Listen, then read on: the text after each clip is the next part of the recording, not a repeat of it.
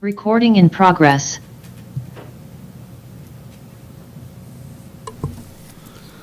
Good evening. I'd like to call the meeting of the Carpinteria Valley Water District to order. Can we have the Pledge of Allegiance, please? Pledge allegiance to the flag of the United States of America and to the republic for which it stands, one nation, under God, indivisible, with liberty and justice for all. Roll call, please, Bob. Director Holcomb? Here. Director Johnson? Here. Director Roberts? Here. Director Balch? Here. Director Van Wingerden? Yes. Then we got item number 3, public forum. Any person may address the board of directors on any matter of his jurisdiction which is not on the agenda. None. Then we got item number 4, the consent agenda. The minutes of the regular board meeting held on March 13, 2024. Holly motions for approval. Shirley seconds. We have a motion and a second. Any discussion? A roll call, please. Director Holcomb? Yes. Director Johnson? Aye. Director Roberts? Aye. Director Balch? Abstain. Director Van Wingerden? Yes. Motion carries 401. Then we got item number 5, unfinished business, none. And then I hereby adjourn to the regular meeting of the Carpinteria Groundwater Sustainability Agency. Number 6, call the meeting to order. Public forum, any person may address the board of directors on any matter of business jurisdiction which is not on the agenda. Scott, you wanted to speak on this one? Thank you. Scott Vanderkar. I missed last meeting, I apologize, and I'm sort of doing a little bit of catch-up, but 2 points I just wanted to bring out at this point. Thank you. And the first being, on Saturday, the Carpinterian of the Year event was held, and agriculture was highlighted as being a large part of what makes Carpinteria special and appealing. And so I think it's worth noting that seems a little late, but finally they are recognizing that. And it brings it right back to what we're dealing with, water, agriculture, groundwater, and how important that has been to the history of Carpinteria and continues to be. My second point is this article that I thought you'd find interesting. It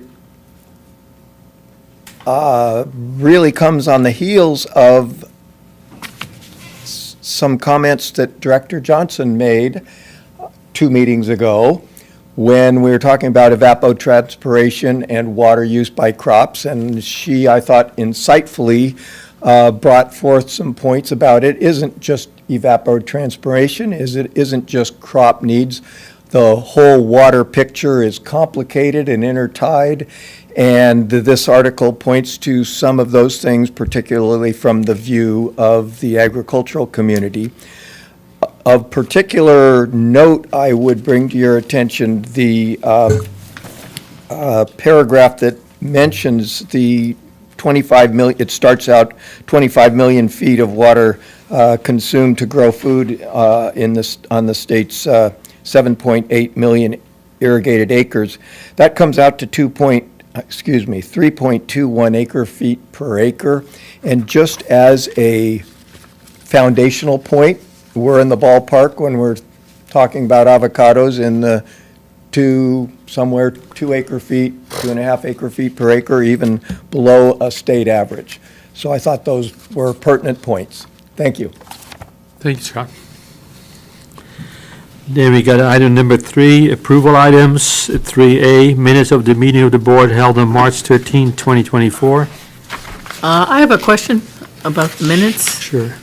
On page 4 of 7 of the packet, and I'm not sure if my memory is correct. Carolyn Frary addressed the board with concerns of why meters are not required, the cost to install them, and paying for groundwater that growers are not using. So I had the impression that she was of the opinion that meters were the most accurate way to control and to gauge this, but this sentence, I don't know, how do we read this? Is she in favor of meters or not on this quote? I can comment on that. We can clarify that sentence. Yes, she was in favor. I think her argument was that it's the most accurate way to determine who's using groundwater. So I think she had concerns why they're not required, is what Yeah, that sentence is that's trying to say. what my impression was, but when I read the sentence, it sounded like the opposite somehow, so. Yeah, maybe we can make it a the little second different. clause there, the cost to install them and paying for groundwater that growers are not using, I think is a little bit confusing, so we can clarify that. I Yeah, think she was what- giving her reasons about why meters are not required.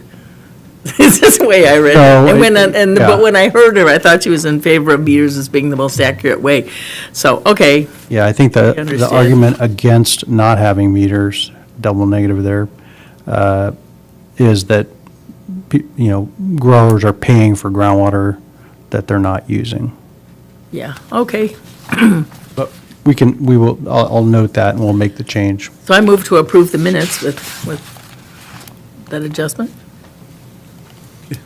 Polly seconds. Okay, we got a motion and a second. Any more discussion? And then roll call, please. Director Holcomb? Yes. Director Johnson? Aye. Director Roberts? Aye. Director Balch? Abstain. Director Van Wingerden? Yes. Motion carries 401. And number 4, unfinished business, none.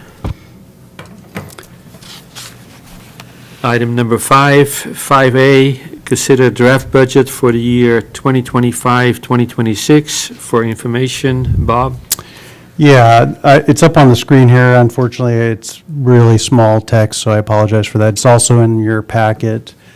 This is the draft fiscal year 25 and 26 budget for the GSA, and so wanted to get this to you early so you could look at it. It's also used in the basis of the fee determinations, so you can kind of look at the breakdown of the costs.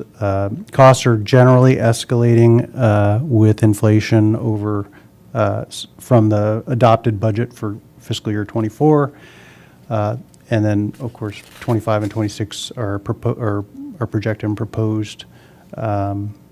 There are a few changes that I wanted to note. The 25, we are intending to have fewer GSA meetings. We'll see if that happens. So the director fees went down a bit. But then in 26, we expect the activities to start picking up again as we start doing projects and management actions. Let's see. We did get feedback on the annual report to see if we can do more of that work in-house. So you do see the cost coming down. We have worked with the consultant to understand what parts of that annual report we can do in-house. So it has, it is reducing, as you see on the year over year. I think that's about it. One other thing I will note, on the bottom, there's debt service shown in this budget, and those are the loan being paid off, that CVWD loan to the GSA. And after 26, it will be paid off, and as well, the GSA will have about 200,000 in reserve, so it can actually, function without cash flow issues. The auditors last year wanted us to also put as part of the budget the labor allocation, since we do share labor with the GSA. And so this is the look at the labor allocation. We don't expect it to change very much from now to the next 2 years. So I'll take any questions on that.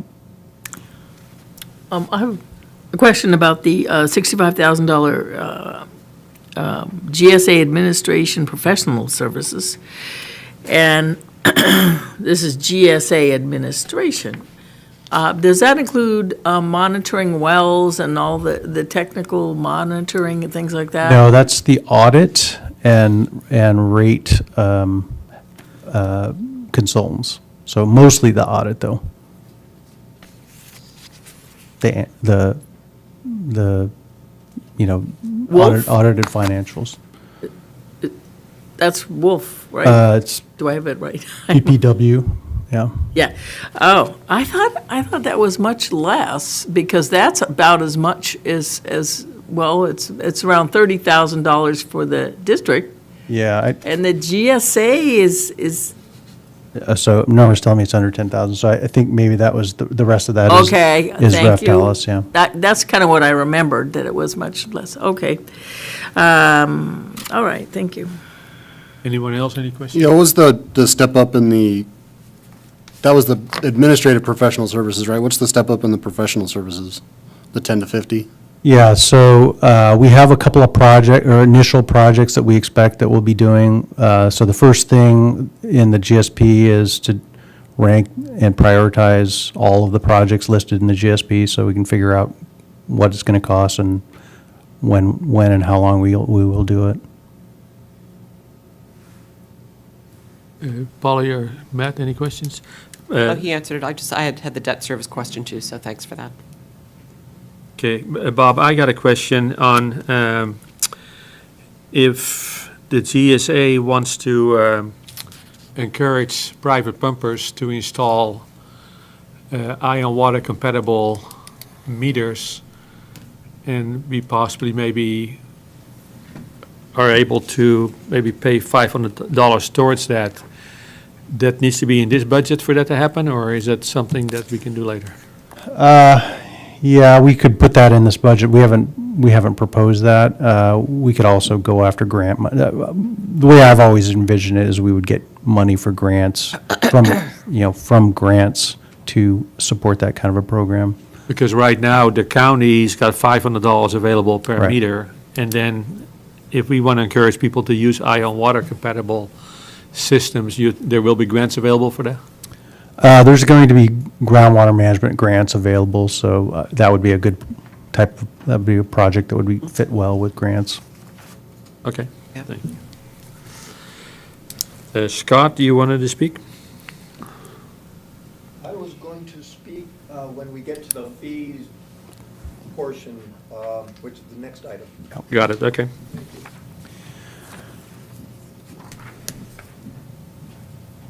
So then we move on to item 5B, consider determination of the GSA fee for 2025, 2026. For information, Bob? Yeah, so as you recall, in 2022, 2023, we had fees were based on acreage of parcels. And so we've moved away from that this year and next year to estimated pumping. And so we went through a series of steps to determine who had wells and what the estimated pumping was. And we came up with a number for both fiscal year in 25 and 26. Those are based on trailing years. Fiscal year 22 is what we use for fiscal year 25, and fiscal year 23 is what we use for fiscal year 26. And that's just a data availability kind of thing that we had to, go back 2 years two fiscal years in order to get the full year. We just talked about it, but we see the budget there. It says amended budget. It's not actually amended, it's the proposed budget. And as you saw, 485 for fiscal year '25 was the revenue needed, and 500 for fiscal year '26. We also looked at the district's pumping. So in '22, we were still in a pretty severe dry period, and so the water district was still pumping a lot of water. In that year, it pumped almost 1,977 acre feet. But then in fiscal year '23, it was a wetter year, so the pumping went down significantly. And so you can see that number, 1,291. So we add those two years together, and we got a total over 2 years of 3,268 for the district. And this is one of the reasons why we went with the 2-year budget was the big change in the climactic conditions. So 1 year was very high pumping, and we didn't want the charge to be very low for this year and then very high for next year. So rather than do that, we just took the 2 years together and are going to set the fee so it's the same for the 2 fiscal years. Then moving on, the private pumping estimates. So for fiscal year '22, it was for private pumping was 5,568. Again, a very dry year, high need for irrigation water. So that drove the pumping up. And then fiscal year '23 was 3,660. So a total over 2 years of about 9,230 acre feet. So you add those, the private pumping and the water district's pumping together, and a total over 2 years of 12,500 acre feet, roughly 12,500 acre feet was pumped. And then again, you take the 2-year needed revenue for the budget, which was 985,000. You simply divide that by 12,497. You get the fee of 78.82. We rounded it up to 79. So that will generate the needed revenues, maybe a little bit more in fiscal year 25. But we'll have, we'll be able to carry that money over. And unlike the water district, the GSA doesn't have debt covenants that we need to meet coverage ratios, so it's not as big of an issue. The last column's the number of parcels that will be assessed the fee based on whatever the pumped estimate is for those parcels. You'll notice that it changes from 1 year to another. So in '25, it's 355, and '26 is 348. And that's because there are a few parcels in there that were, their estimated value was, around an acre foot. And because the pumping went down so much, they basically dropped off. So there were, I think, 7 parcels that drop off in the second year.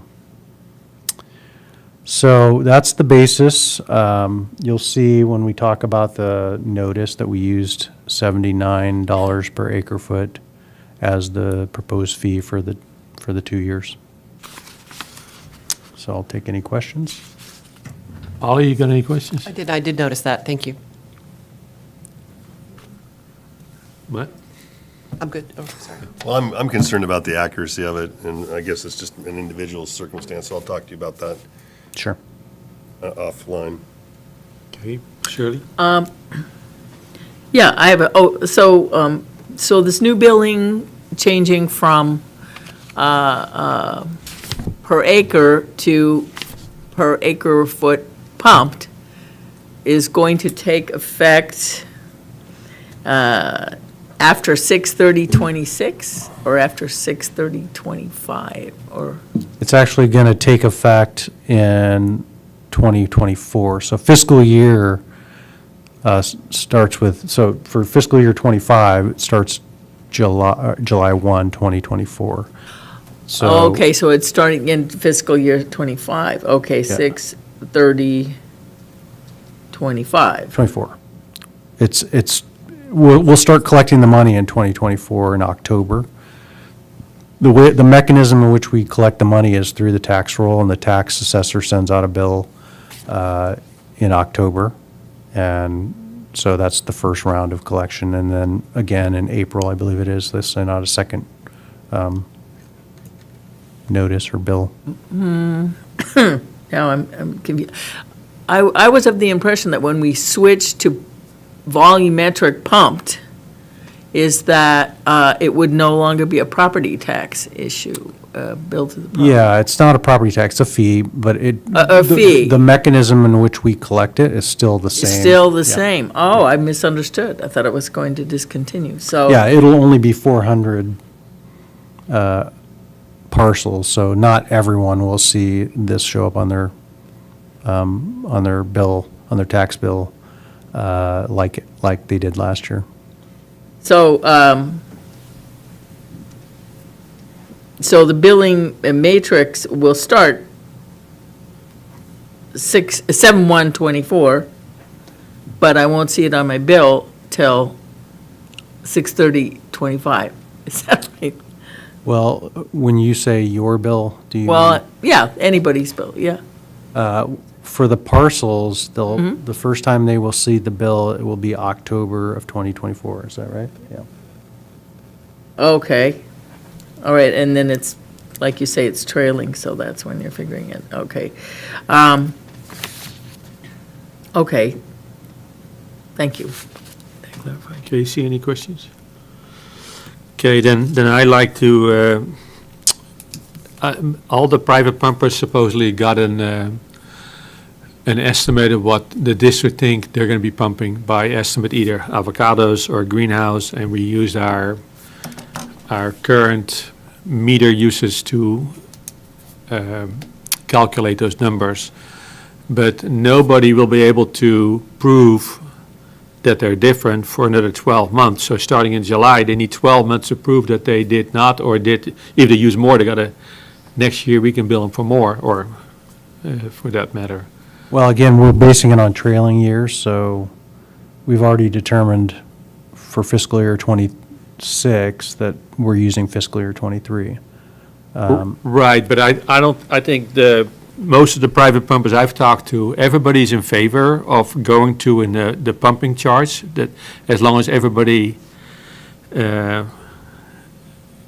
pays for what they truly pump, and it's going to be 12 months before we get to that point, before a pumper can come to us and say, hey, what you're assessing me is wrong, this is what I'm truly pumping, but every year it's going to be the same problem, because we're always a year behind.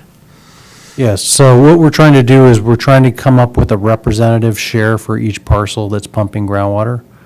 And so we can't use the current year because we wouldn't be able, the method that we collect the money, we have to get that bill to the counties for them to put it on the tax roll by June of this year. So we won't be able, for fiscal year '25, it doesn't even start till July 1st. So we have to go back, and even if we go back using '24, that doesn't work because we don't have all the data by the time we need to get all of the analysis done and get it to the county. So we have to go back 2 years. So that's why we're going back multiple years as a representative fee. And so it's basically impossible, even with meters, it wouldn't be possible to do it current year. Right, but it's going to be somewhat of an, how say that, tug of war, because we're always a year behind. Avocados, if it rains, will use less water. Greenhouses most likely will use about the same. So I'm not so sure that our private pumpers understand that these are estimates, and if they want to change that, they're always going to be a year behind. Can they come back a year afterwards and say, hey, I didn't use that much? They can come back, for example, if they get the bill and they see it and they say, that doesn't make sense, they can come back and file. It'll be just like we had before. They can file an appeal for that year to show that in 2022 or 23, they didn't use that much water? Right, so it'd be 12 months after they can prove that they either used, well, they're not going to come tell us when they use more, they're going to tell us when they use less. No, it wouldn't be 12 months. It would be in October.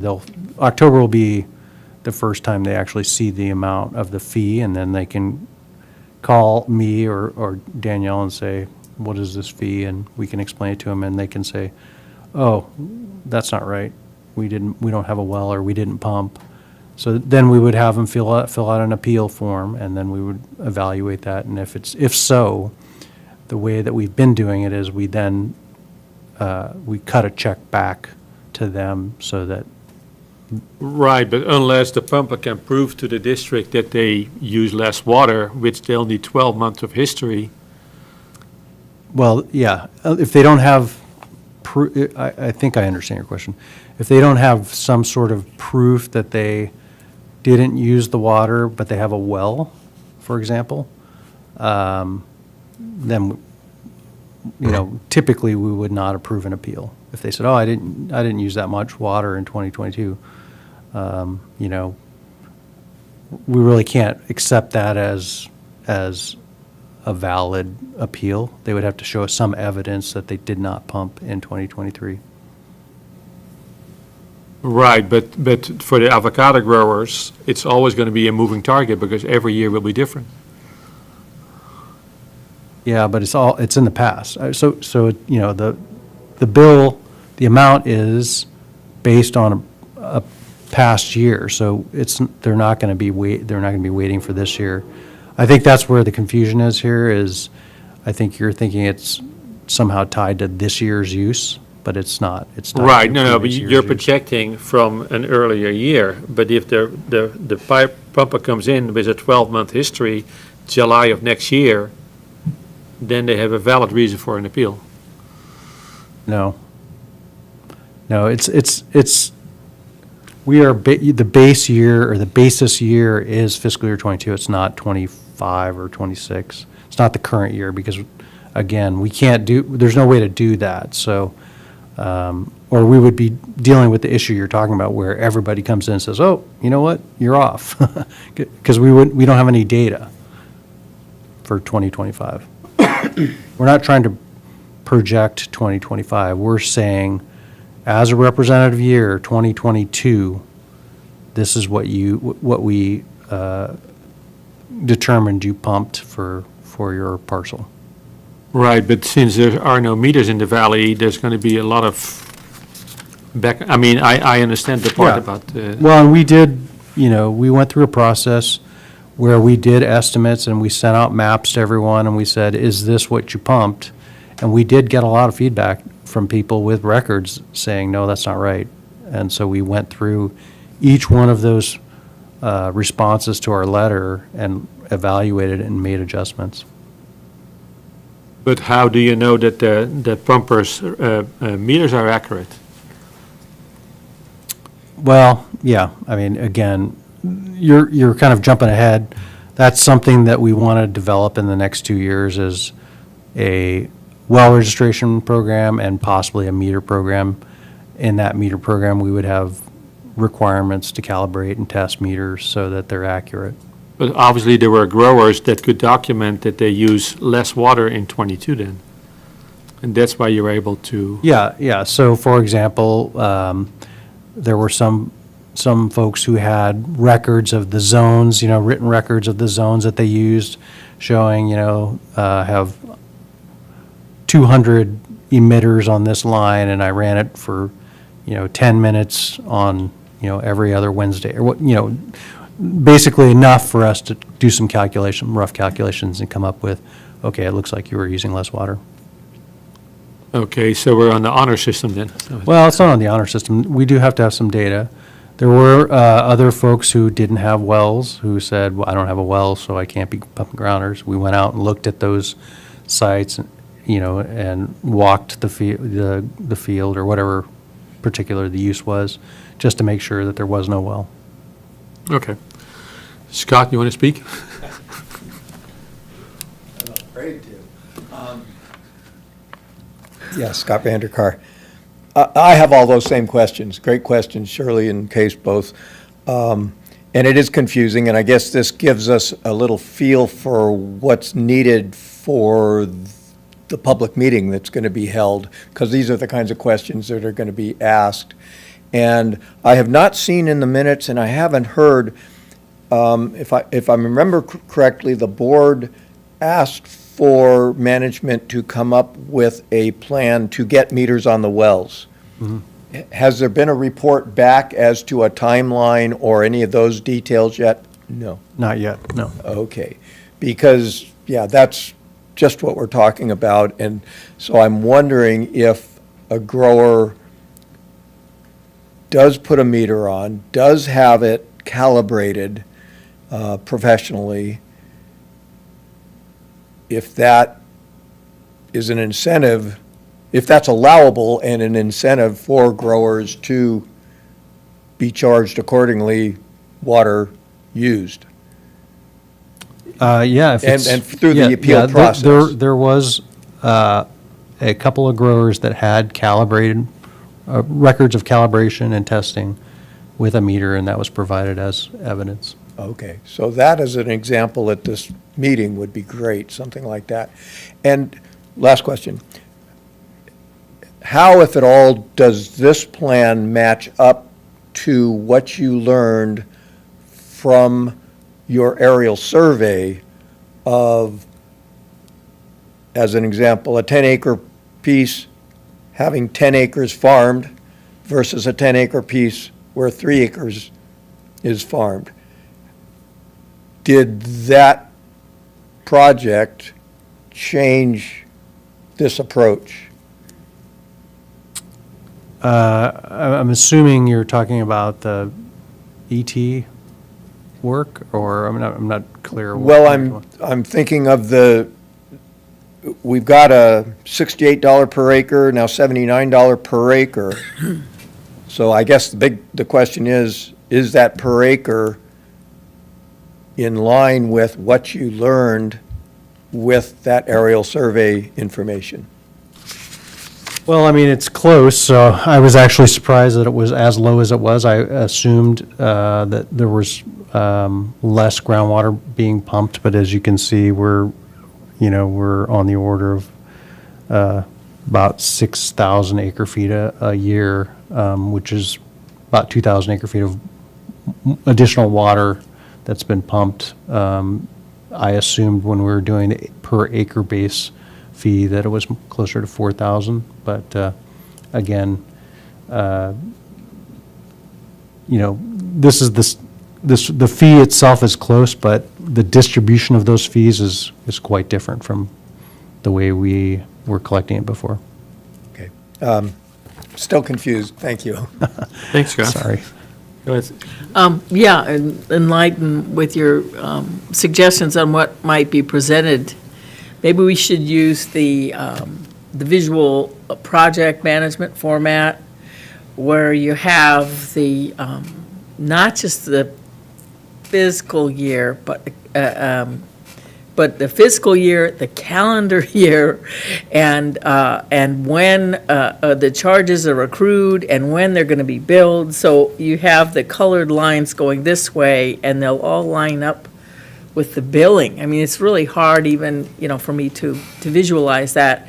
And that you're starting with the first 2 years consolidated because they were such radical years, but then after that, it'll be, I understand, it'll be year by year.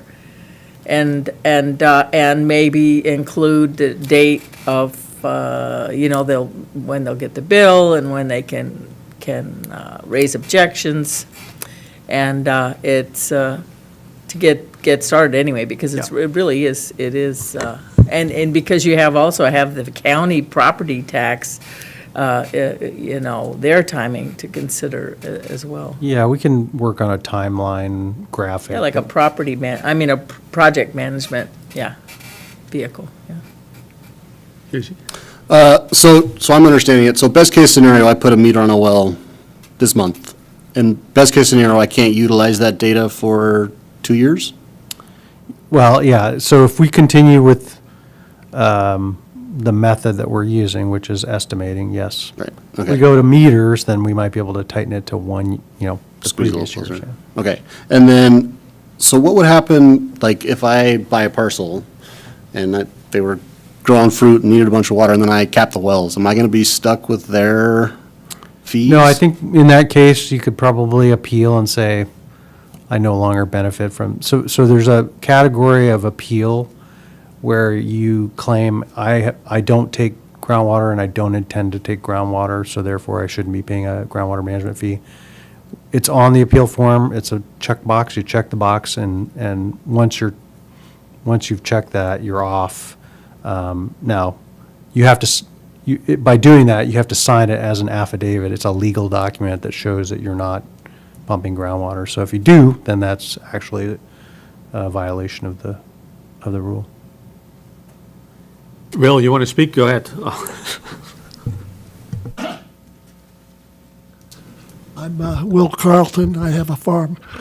I'm concerned about the basis for the increases. The incremental amount looks to be 40%.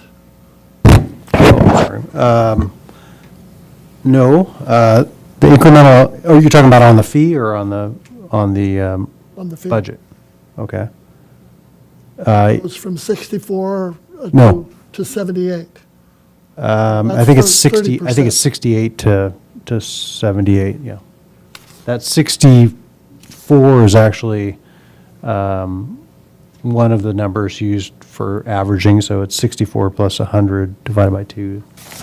So the old fee was 68 last year.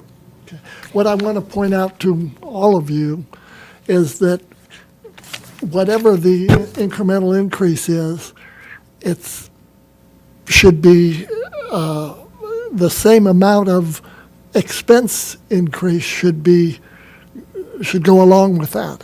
In other words, if he has to pay wages and salaries and so forth that go up 6 or 10 or 12%, I can understand my bill going up 6 or 12 or 14% or whatever it is.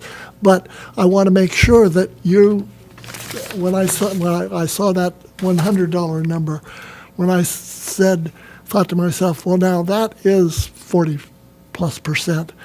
And does that mean that the head count at the water department is going up 40%? Does that mean the expenses are going up 40%? All of those things are running around in my mind, and I'm sure, I'm not saying that it's not under good management, but I do believe that you have to keep pressure on management to make sure that those numbers move in lockstep with one another. So, thank you. I agree with that principle. Can I ask you a question, though? Because the numbers are so similar, we kind of went off in the wrong direction as well. But the prior figures is cost per acre that you have, and the new figure is cost per acre foot that you're using. So they're not, and then you had to work both those figures into the expenses, the monthly expenses, but it's comparing oranges with bananas. Yeah, thank you for that. Yes, that's absolutely right. The previous fee of 68 was on a per acre basis, so that was how many acres of parcel you had. So we completely have changed from that approach and gone to a estimated per acre foot of pumping. Now, some parcels will drop out. In this scenario, the water district pumped 3,268 acre feet. So we will pay that fee times $3,268. So that, in lieu of putting on everybody's tax roll bill, $7 or $68 per acre, and you have many parcels that are less than a tenth of an acre. We're collecting it now through the water rates for the water district, but then the remaining parcels that are pumping will be assessed based on the estimated pumping. And so that's how we came up with the fee. And the 64 shown on this thing where it's cost per acre foot, that's for 1 year. And then for fiscal year '25, and then for fiscal year '26, it would have gone up to $101 per acre foot. So we average those two to sort of smooth that out.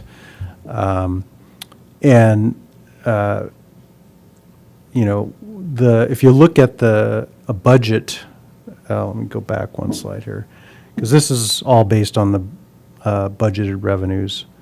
This is the revenue number here, and it's going up pretty modestly, I would say, although I can't really see it, but it's, I think it's 465 to 485 to 500, so maybe about $15,000 per year. So it is pretty modest in terms of its escalation, and the big change is because we changed from one method of applying the fee to a different method in fiscal year '25. So hopefully that's clear. Shirley, you got a question? Well, one observation I can make, the difference, of course, the water district has a much larger budget and responsibilities to pay the state and all those other kinds of costs. But but the water district is based basically on fixed charges. Whether especially as a resident, if you use little water, a lot of water, it doesn't change your bill much because it's based on a predictable fixed charge equation, whereas the GSA has a much smaller budget so far, unless we get into some big projects. Then having it based totally on use really is well, I think it's mostly concerned with the weather, because I think most growers, have their best practices and they don't change crops every year, I guess. So, but that's going to be a challenge, I think. And maybe there will be some kind of an accounting buffer installed where you have a reserve account of some sort that draws on or gets put into something like that. So anyway, thank you. Bob, so is it possible to send a mailer to all the private pumpers that there is a $500 grant money available from the county? And is it possible for the district to develop something to encourage, because in June, obviously we're going to have our public hearing. If we can show the private pumpers that these are the two options available, if you start installing meters now instead of waiting for 2 years. We can certainly mail information out about the county's meter program. We don't have a program yet, so I think it would be premature for us to send anything out, but we can certainly work on that, and as soon as we get something that we can present and have you consider for approval, we can then send that out. Can you do that in the next 30 days or not?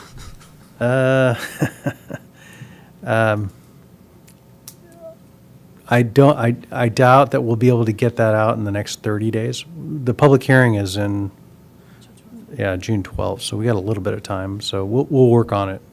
Right, I'm just saying is once the private pumpers realize that we're talking about 22, 23, and before we can make any changes, it's going to be 26 basically. So it is, because 24 and 25 are locked in unless you prove different. Right. So then once people are motivated to say, hey, and I'm not questioning somebody that comes to you and say, hey, this is how many sprinkler heads I got, this is how many gallons a minute. That's nice, but in Oxnard, there were several growers that were very creative in how they manage their water uses, and we don't want to go there. So. Sure. Yeah, I mean, again, remember, this is sort of an evolving thing. We've gotten through several years now where we've raised revenues through one method, and we're evolving to a new method.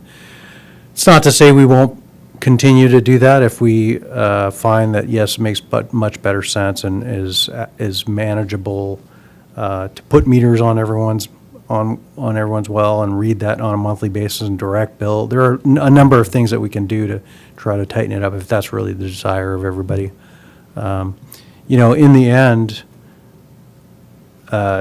the budget is the budget. The needed revenue is the needed revenue, right? So we have to divide that burden up somehow, and so it's really about the percentage of water used. It's just like the water district. If we sell 2,000 acre feet less than we thought we were going to, that same burden has to be divided amongst all of the users of the system. So it's the same. Right, no, I totally get it, but the problem is, will the private pumpers get it in the next 45 days? So it is. So even though you don't have anything to report yet on the meter, as we said from the last meeting, you're working on it. Yes. You took the action, and so there's not a big update tonight. We still might be able to have an update before June, maybe not in the next 30 days, but that doesn't mean that we can't put something in the mailer that talks about what the county has in offering meters while we are working out internally how we might tee that up as well. Yeah, we can send the county's grant Right. out. But you've been working on it, just don't have an update yet. Yeah, in terms of less on the district offering a grant and more on what would it take to get meters and what are the steps we need to do. Exactly, Yeah. exactly. Thank you. Right, and my point being is that if we can convince the private pumpers to install AMI meters that are compatible with the district's system, that would give everybody a lot of confidence that everybody is being treated fairly. And that would make, because the pumpers I talked to, nobody's got a problem with going to the per acre pumping fee, because nobody wants to go in overdraft and, get salt water, but they want it to be done fairly, and I think that's what we need to work on, so. Okay. Well, thank you, everyone. We're down to item number, May I just, go ahead, Scott. 1 second comment? Just want to say, I really appreciate this discussion, and we're definitely headed in the right direction. I think that Will's comments about the cost of doing business, I mean, we farmers, we try and do everything ourselves, so we keep our costs down as much as possible, and we really have a hard time putting our arms around the real world of what it costs to do business. To your comment about the budget being the budget, or the amount what being what it is, the big question that I think will need to be explained and answered as best you can at the meeting in June is, how much water the district is pumping, because you've got meters on your wells. The big question in my mind is how you arrived at your estimate for what the private pumpers are doing, and just has been said, how that's allocated. That's where we get into murky waters, so to speak. Thank you. Sure. Okay, then we'll move on to item number 5C. Consider Proposition 218, notice of mailing on April 19, 2024, for the year 2025 and the year 2026. Bob? Yeah, so as part of the process, GSA fees fall under Proposition 218, which requires you notice the impacted ratepayers that there's going to be a rate increase. And there's a protest vote, just like we do with the water district. And so to do that, we have to send out a notice 45 days prior to a public hearing. And so we plan to have a public hearing on June 12th. And that date was set so that we could get the fees to the county's assessor in time for them to make the October billing date. This is the notice. It's in your packet. It has this the fee that we talked about for both fiscal year 25 and 26, and we will be sending it out on April 19th, Friday, next Friday. So we brought it to you for consideration if there are any changes or any feedback before we send it to the mailer. I don't remember the exact problem with the last one we did that we had to remail, but is that Yeah, it's. captured in here? Yes, it's the statutory 180 days, I think. It's in the last sentence there. And then since this will only go out to 348 parcels, so we need 175 people, then it would be overturned? Yes. So as a water district customer, there'd be no ability to protest? That's right. If you're not- if you don't we're have not a- parcel owners, yeah. Okay, thanks. Okay. You want some action? We need a motion. Polly makes a motion to approve the letter. Second? We got a motion and a second. Any more discussion? And a roll call, please. Director Holcomb? Yes. Director Johnson? Aye. Director Roberts? Aye. Director Balch? Aye. Director Van Wierderen? Yes. Motion carries 5-0. Then we got item number 5D, consider appointing Lisa Silva, GSA Board Secretary for action. Bob? Yeah, so for some time, I think most of you remember, maybe Casey, you don't remember, Ursula, who is board secretary, and both for the Water District and the GSA. And when Ursula left, we had the fortune of having Lisa come aboard, and she has been doing most of the work that the board secretary does. So this is just sort of an acknowledgement to move her officially into that position. So we'll do this both for the GSA and the Water District. Polly makes a motion. Second? We got a motion and a second. Any more discussion? And a roll call, please. Director Holcomb? Yes. Director Johnson? Aye. Director Roberts? Aye. Director Balch? Aye. Director Van Wierderen? Yes. Motion carries 5-0. And thank you, Lisa. Congratulations. Yes. Item number 6, Executive Director's Report, none. Then I hereby adjourn to the regular meeting of the Carpinteria Valley Water District.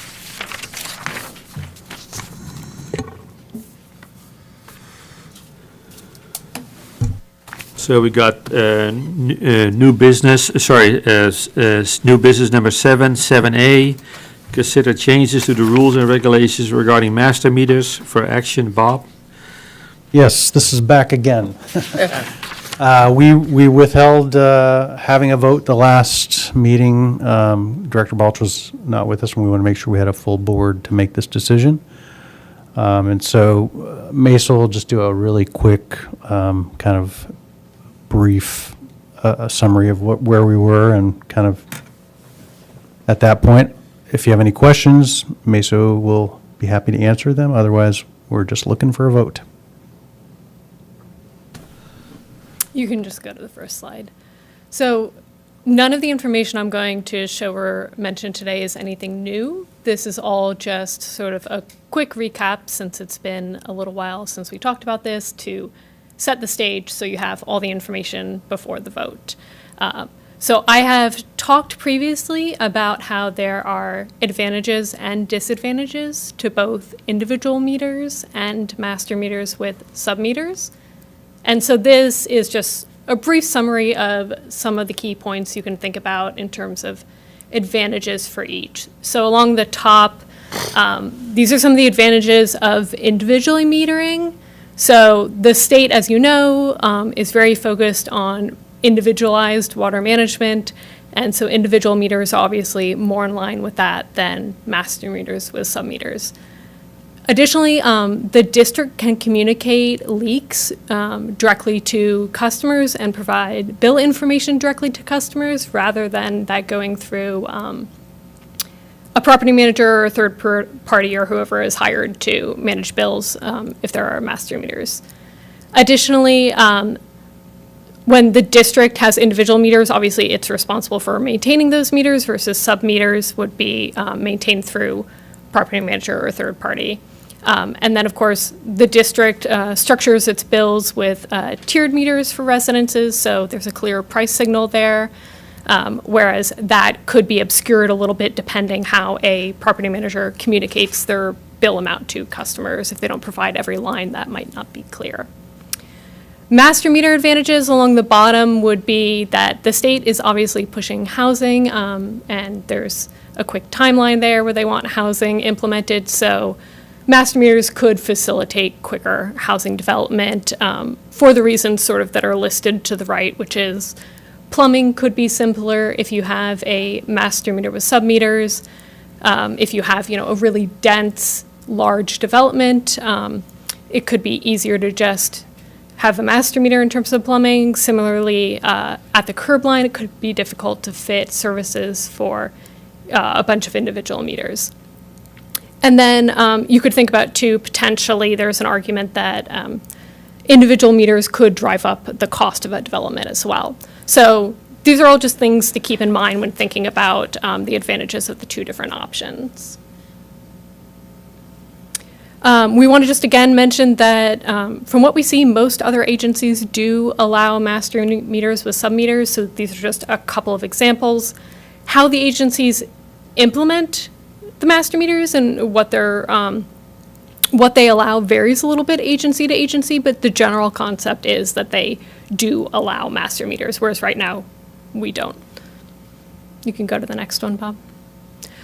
So the specific text is proposed in the rules and regulations. There's, I believe, red line text for you, but the general concept that we are proposing is to allow master meters on a building that has 10 units or more than 10 units, and that they're individually parceled and that there's space at the curb line.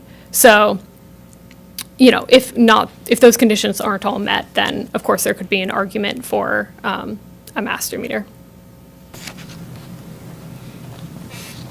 And I know that this information was presented a couple of meetings ago incorrectly. I'd misstated it. And then I think at the last meeting, maybe, at a previous meeting, it was corrected, but I just want to bring it up again so that everyone has the correct information. So if we have a multifamily development, so individual meters to each dwelling unit, and we have a master meter development with the same number of dwelling units, but a master meter rather than individual meters, and you assume they're using the same amount of water total among, say, 10 units, their bills would be the same except for the basic charge. So the basic charge would be the only difference between the two for same consumption, same number of dwelling units. And the basic charge is slightly higher per master meter rather than individual meter.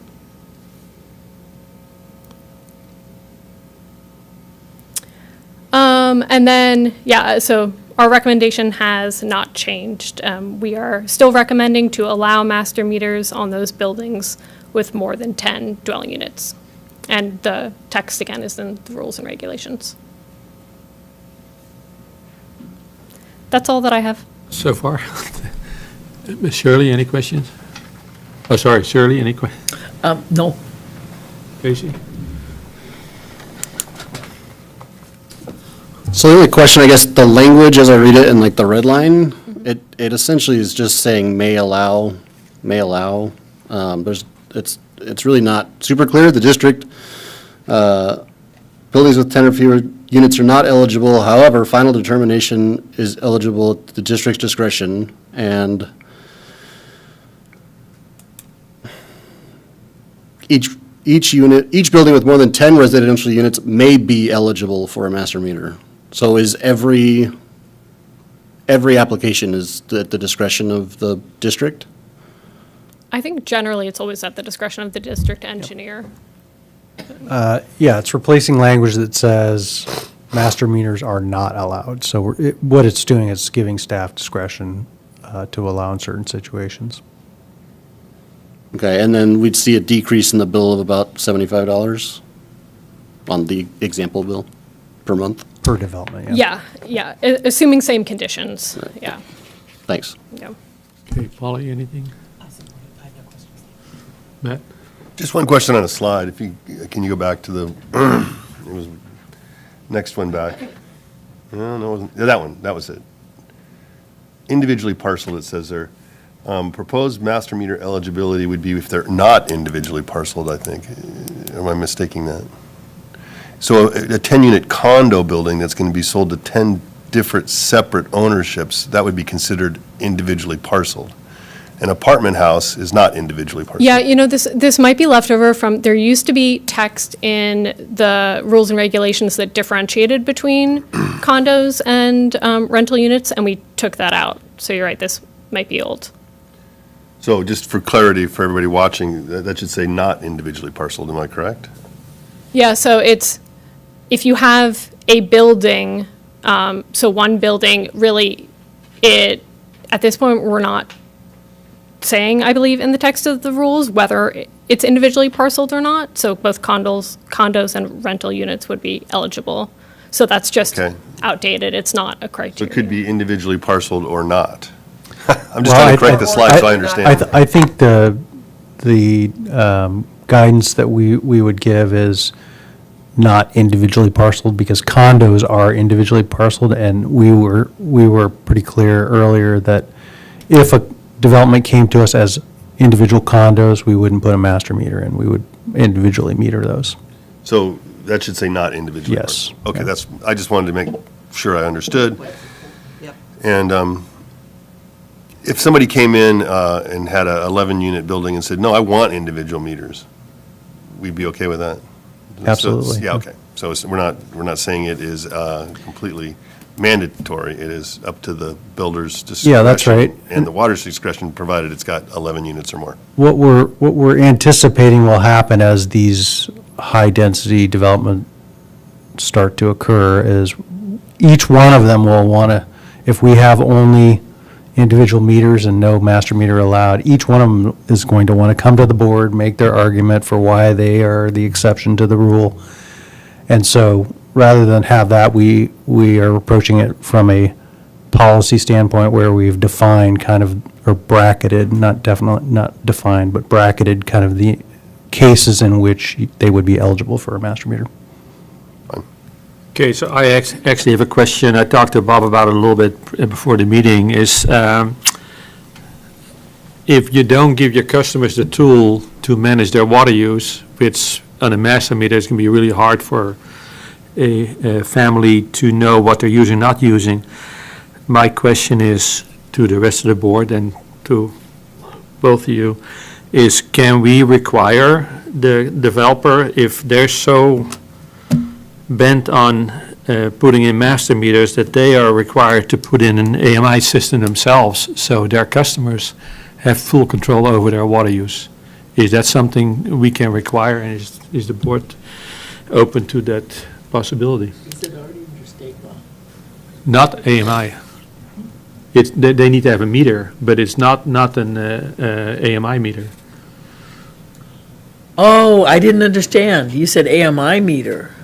Electronically read. Yeah. Oh, real-time kind of meter that the developer puts in sub-meter and they pay for it. The developer is then responsible for putting those AMI meters in, and he's also responsible for managing those meters. Oh, I see. So then the individual homeowners can manage their, or at least they know what they're doing. Oh, I see. I didn't understand that. Yeah, that might be illegal. Another thing that I had thought about, but maybe it's a committee discussion, I hate to say it, but what about a requirement that master meter managers, if you will, or owners, have to report to the district at some frequency, like annually, what the individual private meters read on a monthly basis or something? So it would just demonstrate that they are keeping a record. And that could just be, who knows how accurate we. And I don't wanna all accuse these people of suggestions would be unethical things. towards the goal of water conservation control, being able to go with the droughts as they barrel in on us kind of tools that we can use. Is that, do I understand that correctly? Well, Yes. my intent would be that we would just know the managers are looking at the meters. Yeah, Because there'll be checks and balances. yeah, it is, because we're getting, the district is getting its money from the main meter. We know how much Wouldn't be a water they're revenue using. thing, it would just be Yeah. a compliance thing. Right. Yeah, we can develop a policy or practice associated with Good idea. master meters, and I'm not sure that would, the rules and regs are the places to put that sort of practice, and, but we can certainly develop something like that where we consider ways to make sure that compliance is happening with the state law.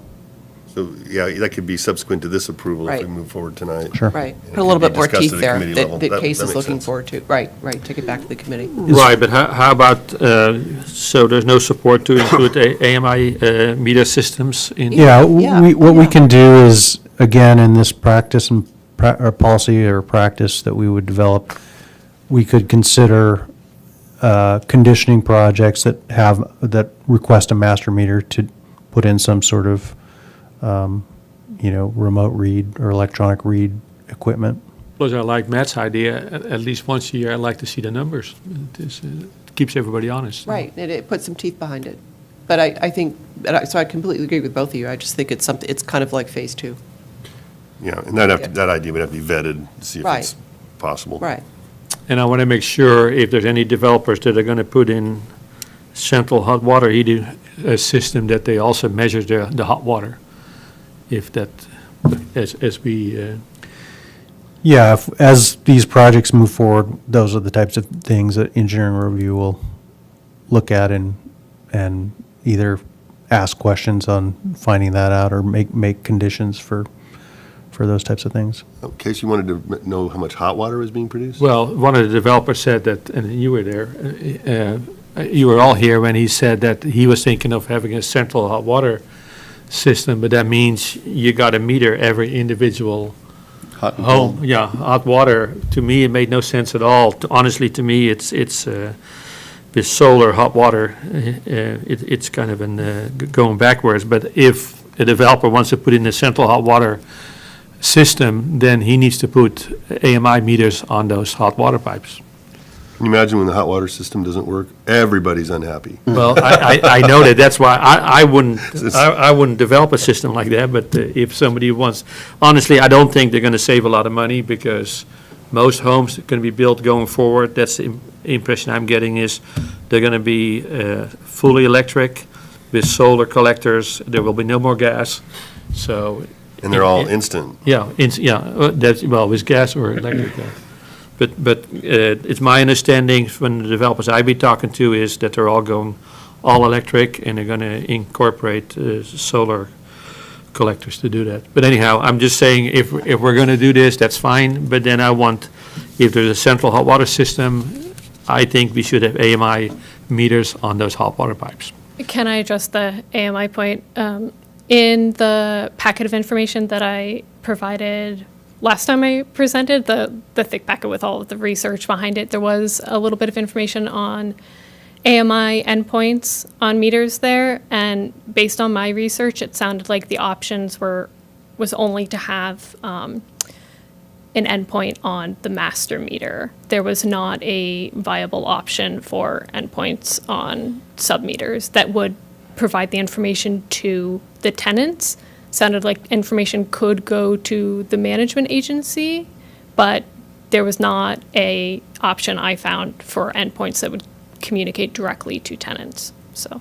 So how are we going to teach people individual responsibility then? I mean, really, if we expect them to conserve water, I think there are solutions out there, not at the scale that the water district uses AMI. I think they're probably called, there are solutions for individual meters that someone wants to know how much water they're using. This reader, would send that information to the smartphone app or something like that. So they are out there. Yeah, they are out there. no, that's fine, as long as we No, it's on the radar to take that to the next step. That's to fine. your- To your point. no problem. And then Mesa's already done a lot of research too, so. Yeah, so I guess my concern, and I'll just briefly state it, is that I think we're opening ourselves up to more complications. I mean, we already have talked about this ad nauseum now for months, just going through the potential what-ifs, and I think that opening us up to may approve, essentially a master meter for any kind of building. We can do it for more than 10, or maybe less than 10 if you pitch your case, or if you get, the last engineer didn't like it, but the new engineers like it, whatever it is. I think it's just complicating a process that we have been fortunate to not have to deal with for years, and I'm not sure why the recommendation is to approve it from staff. I don't see it simplifying workloads. I don't see it increasing revenue. I don't see it doing really anything advantageous from the district perspective. Yeah, I think what it does is it does simplify the administrative burden because we will have a number of these applications coming in and, currently we get a development come in, they submit plans, we review the plans, we sit down, let them know, okay, you need to extend a main or put in a fire hydrant or whatever it is that they need to do, need to get this many meters, and we do an estimate of how much all that's going to cost. Added to that now with these high-density buildings is going to be the question, can we get master meters? Because the burden of the plumbing that you're asking us to undertake for these high-density buildings is a problem for them. Sure. But isn't your response now, no? I mean, isn't that the response? We don't Right. allow it? But anyone can appeal a staff decision to the board, and I pretty much guarantee you that's what's going to happen each time with each of these developers. And so that's what we're trying to avoid. We're just trying to come up with a basis to evaluate in the rules and some discretion at staff level. We would use the basis of 10 or more than 10 units per building as a basis for exercising that discretion. Right. But wouldn't they just appeal it then? If you're saying they're going to appeal it, if you say no, wouldn't they appeal it at 9? Possibly, but I mean, in most cases, if it makes sense, we're not going to say, no, you can't have a master meter. We're going to say, okay, that makes sense. You have more than 10 units in your building, space is constrained. Okay, this makes sense to have a master meter. It really fits in with the regulations, and so in that case, we wouldn't have to go to the board. Normally, we would say no always because the policy requires that of us. Okay. Thanks. Could I make one comment too? Do I understand correctly, though, what year did we disallow master meters? Because I think that was kind of recent. In our history, it was at the discretion of the district, and so we have quite a few master meter accounts. Yeah, there were no policies until that time. I think it was probably 2005. I'm gonna just So we're reaching- kind of a little bit going back to that. It seems like common sense to me, but, okay, thank you. I'd just like to make one point, and again, it sounds like we're all moving in the right direction, but people self-help, when they built the project of Via Real, they put in individual meters for all the different apartments, and they did not put in gas meters because they're all electric with solar backup. So, and again, we're ready to move forward here. I'm just not buying that these developers are not able to do this. It's more a mindset, but yeah, it's going to cost more, but the district is way better qualified to maintain these meters than a developer is. Yeah, and that's, in that situation, those units were what I would call linear. They side-by-side units. There were maybe 2 units stacked on one on top of the other, but they were side-by-side. So those lent themselves to individual meters, whereas some of these developments that we're seeing proposed now are multi-story buildings with, small footprints. And in those situations, I would expect that it would be difficult to put individual meters in. All right, we need a motion. Probably makes a motion to support the master meter policy, knowing that it is a good first stab. Thank you, Mesa, for all your hard work. I second. Okay, we got a motion and a second. Any more discussion? Then roll call, please. Director Holcomb? Yes. Director Johnson? Aye. Director Roberts? Aye. Director Balch? Nay. Director Van Weerden? No, I'm going to abstain, so. Motion carries 3-2. You just voted no? Me? Aye. I voted no. 3-1-1, I think, right? 3-1-1. Well, abstain is a no, so it's Okay. 3-2. 3-2. So you're good, so. And then I think Mesa wanted to do another presentation from item 8B, so you can We need a Yeah, motion for thanks. that? Yeah, we would need to take it out of order, so we would need approval of the board. Okay, I need a motion to move item 8B to be presented now. So moved. Polly seconds. We got a motion and a second. Any discussion? A roll call, please. Director Holcomb? Yes. Director Johnson? Aye. Director Roberts? Aye. Director Balch? Aye. Director Van Wieren? Yes. Motion carries 5-0. Go ahead. This will be brief. I wanted to provide a report on the CCWA's operating committee meeting that I attended. I think the main topic to talk about there is the proposed transfer rules. So CCWA has written a document basically that says what the rules are for its member agencies to transfer or exchange water to third parties outside of its service areas outside of the county.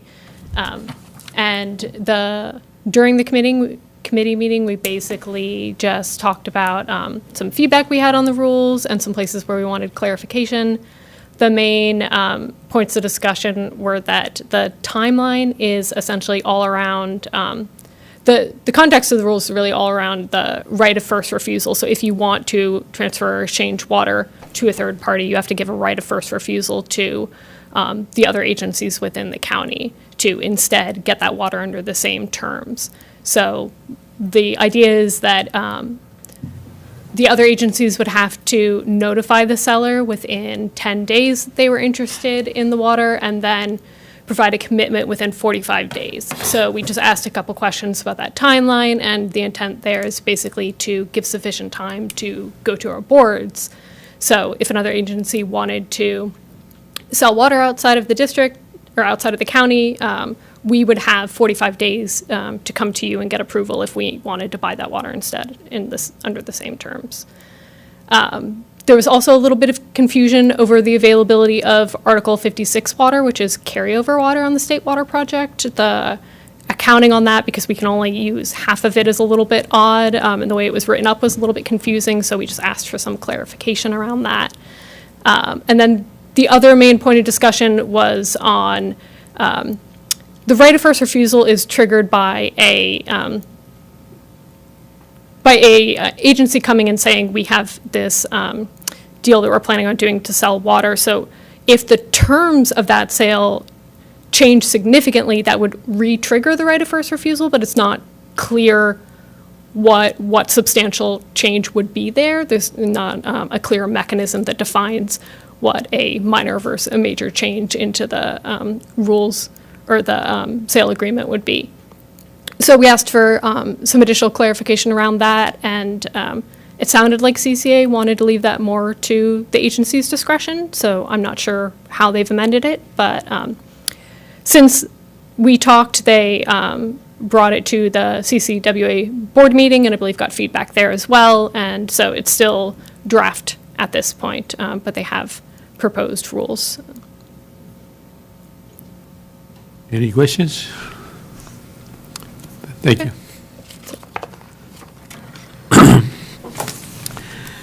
Then we move on to item number 7B, consider CAP project update. For information, Bob, and Rob will be here. Oh, Yeah. Rob is here. Yeah, thanks. So we've talked a little bit about the CAP project. We've had some cost information that we received from the design engineers, as well as I think I reported to you, we had some change in grant funding that we're dealing with. And so we've been working on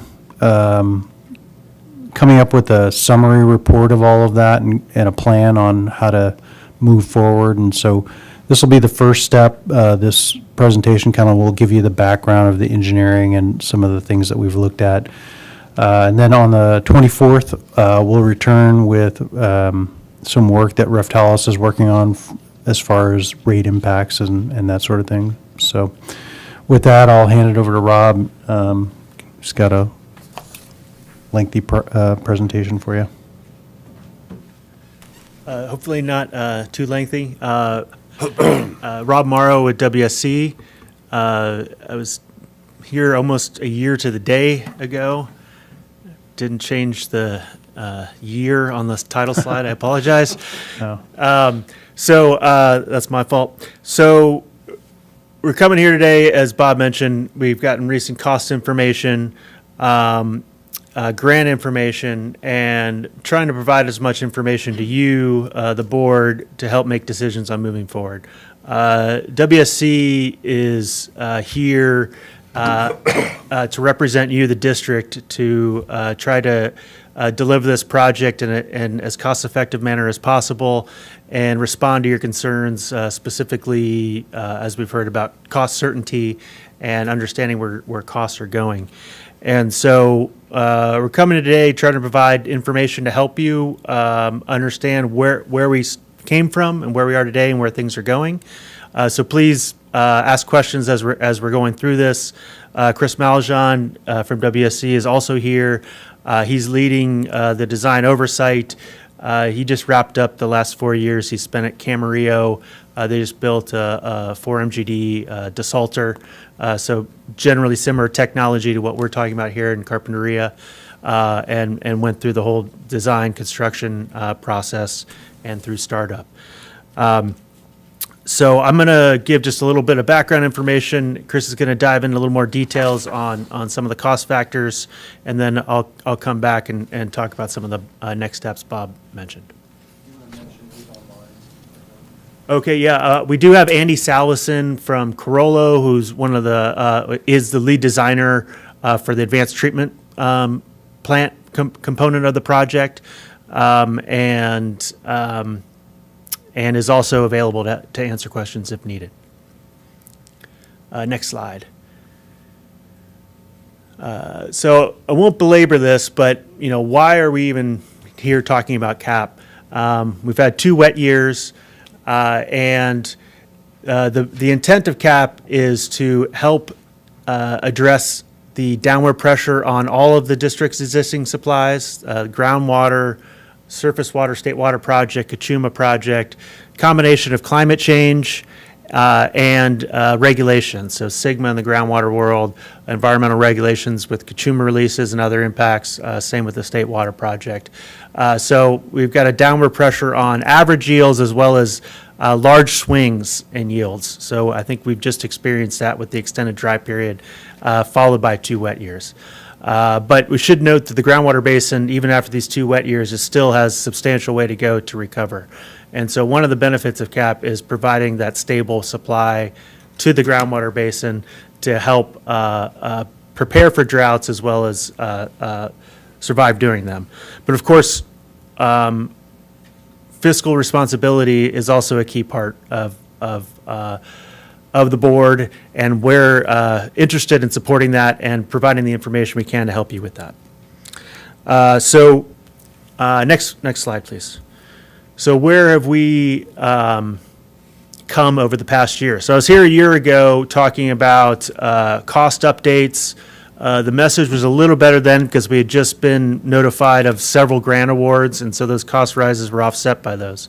Also to initiate final design, so a contract with Woodard and Kern was approved approximately a year ago, and they're the Woodard and Kern and Corollo just submitted the 50% design first week of January of this year. So since then, they have completed a basis of design update, which looked at some of the changes that have happened since the project was last defined in 2019, the preliminary design report. Looked at the latest flows, looked at some design assumptions, and then have spent the bulk of the past year on the 50% design. During that time, we also did a pilot study at Carpinteria Sanitation District's plant, looking at the water quality specifically that we'd see as part of this project, and have incorporated that into some of the design assumptions, and Chris will talk about that a little more.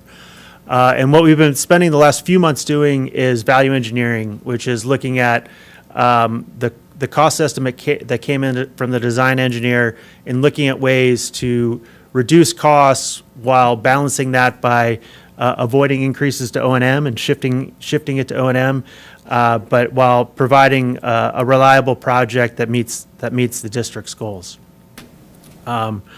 Coming out of this, the next, once the next phase of design gets started. Ultimately, we're looking at getting bids in March of next year, so a little less than a year from now, assuming we restart in about a month or so. And so at that point is when we would be coming back to you with the big decision of whether to approve those construction contracts and the associated financial impacts and move forward with the project. I think now we're going to dive a little bit into the cost changes, and so I'm going to hand it to Chris for the next set of information.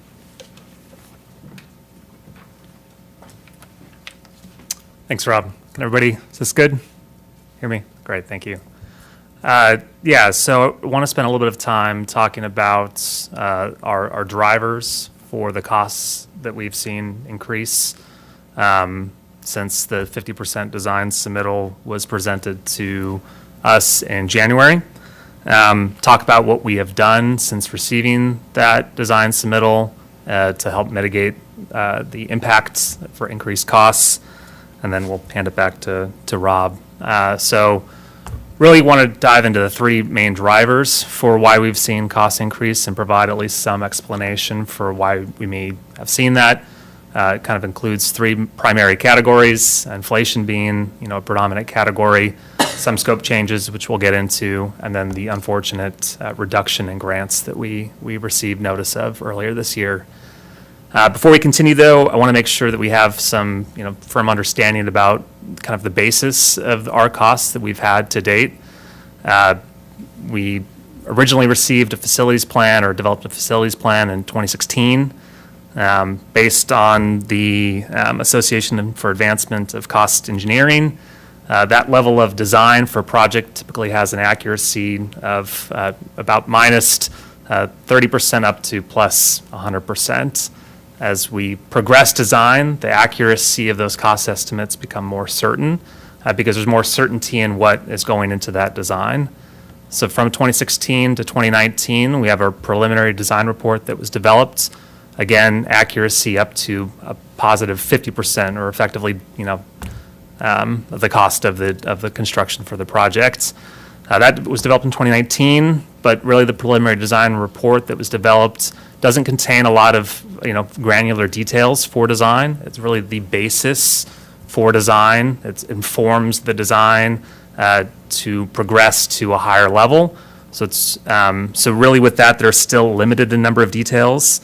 The cost estimate that's prepared during that level of design typically will just include vendor quotes, estimates based on historical projects, and with really limited information in terms of details for what goes into that project. And then we kind of are under the unfortunate circumstance that the next design iteration that we received was 5 years later in 2024, and so the cost, the rate base that was done last year was really based on the 2019 preliminary design and escalated. So let's go to the next slide. Can I Yeah, make certainly. a comment about that prior slide? In 2016, I don't recall anybody ever quoting, with a $30 million, water recycling project for 1,000 acre feet a year, that it could be 30 million up to $60 million. So does that figure change as you go along through the years? I wish they'd have had couched it in those terms before. Yeah, so the uncertainty is one piece of it, and the 2016 facility plan, the estimate for the project was 20 million, so according to It was the, 30, I already upped it. yeah, according to these rules, that means it could be between 20 and 40 million, but there was also inflation that occurred during that time, and then as well, scope changes, so. Yeah, well, What was the 2019 estimate? Do you know? I think it was all in 2019 dollars, I think it was 30, low 30s. Sounds right. We'll get into, those numbers are in this slide deck, I believe. Okay. Right, so, a big driver is noted is inflation. Presented on this slide here are two cost indices. I guess, Bob, can you hit the next? Oops. Seem to have lost the. Okay. The blue line is the ENR CCI Construction Cost Index. This is the typical index that engineers will use to help escalate costs. It includes a combination of factors for labor costs and materials for concrete, wood, and steel.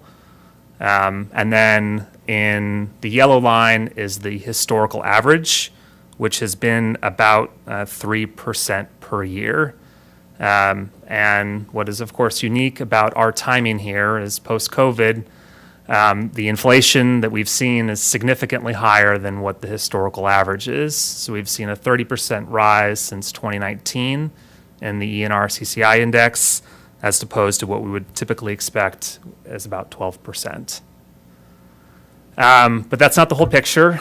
So Bob, you can go to the next slide. The ENR index is construction-wide, but perhaps what makes our project a little bit more unique here is that the wastewater and industry and the utility industry in general have experienced higher inflation values than the overall construction indices or industry. And so the two indices that we've added to the slide are the materials price index and the Handy Whitman index.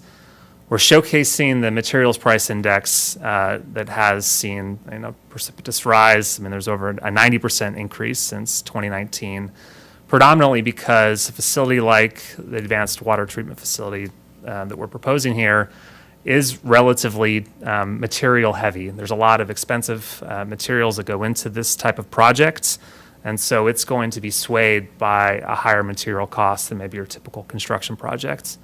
And so that is accounted for in this Handy Whitman index. This is an index that does, again, kind of particular or specifically pertain to the water and wastewater industry. And so we've seen, as opposed to the CCI index, over that same period of time, has risen over 50% since 2019. And this is in line with other potable reuse projects. Unfortunately, Carpinteria is not unique in this. I'll just cite some statistics here that's not shown here. Soquel Creek, from the guaranteed maximum price that they received for their IPR project, has risen over 30%. Padre Dam, similarly, from a pre-design to a GMP, 60% increase. Ventura, from pre-design to a quasi-GMP, because they've structured their project a little bit differently than we have, I've seen a 50% rise increase, and this is really from pre-COVID to now current costs. Las Virgenes is 125% from pre-design to current costs, and Central Coast Blue from an escalated pre-design to now 60% cost increase. And what's ours? We're getting to it. Okay.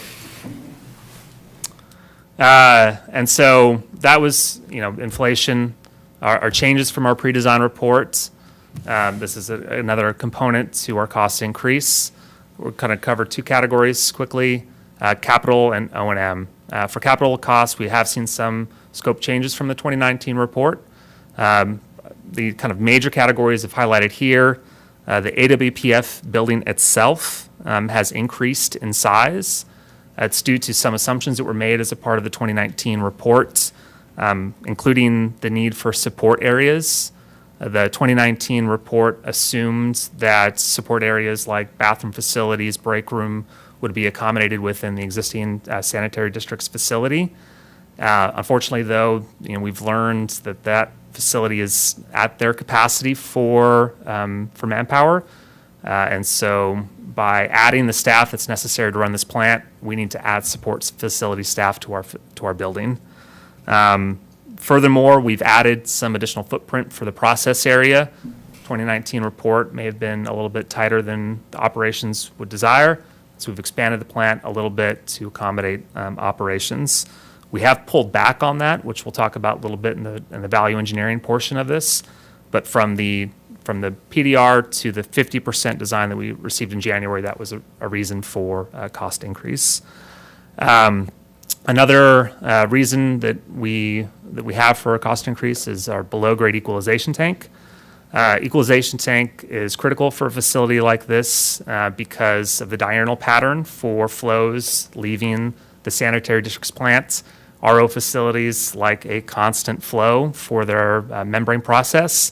And so we need to equalize that flow across a 24-hour period to ensure that those membranes operate smoothly. The PDR didn't specify whether or not to proceed with a below-grade or above-grade tank.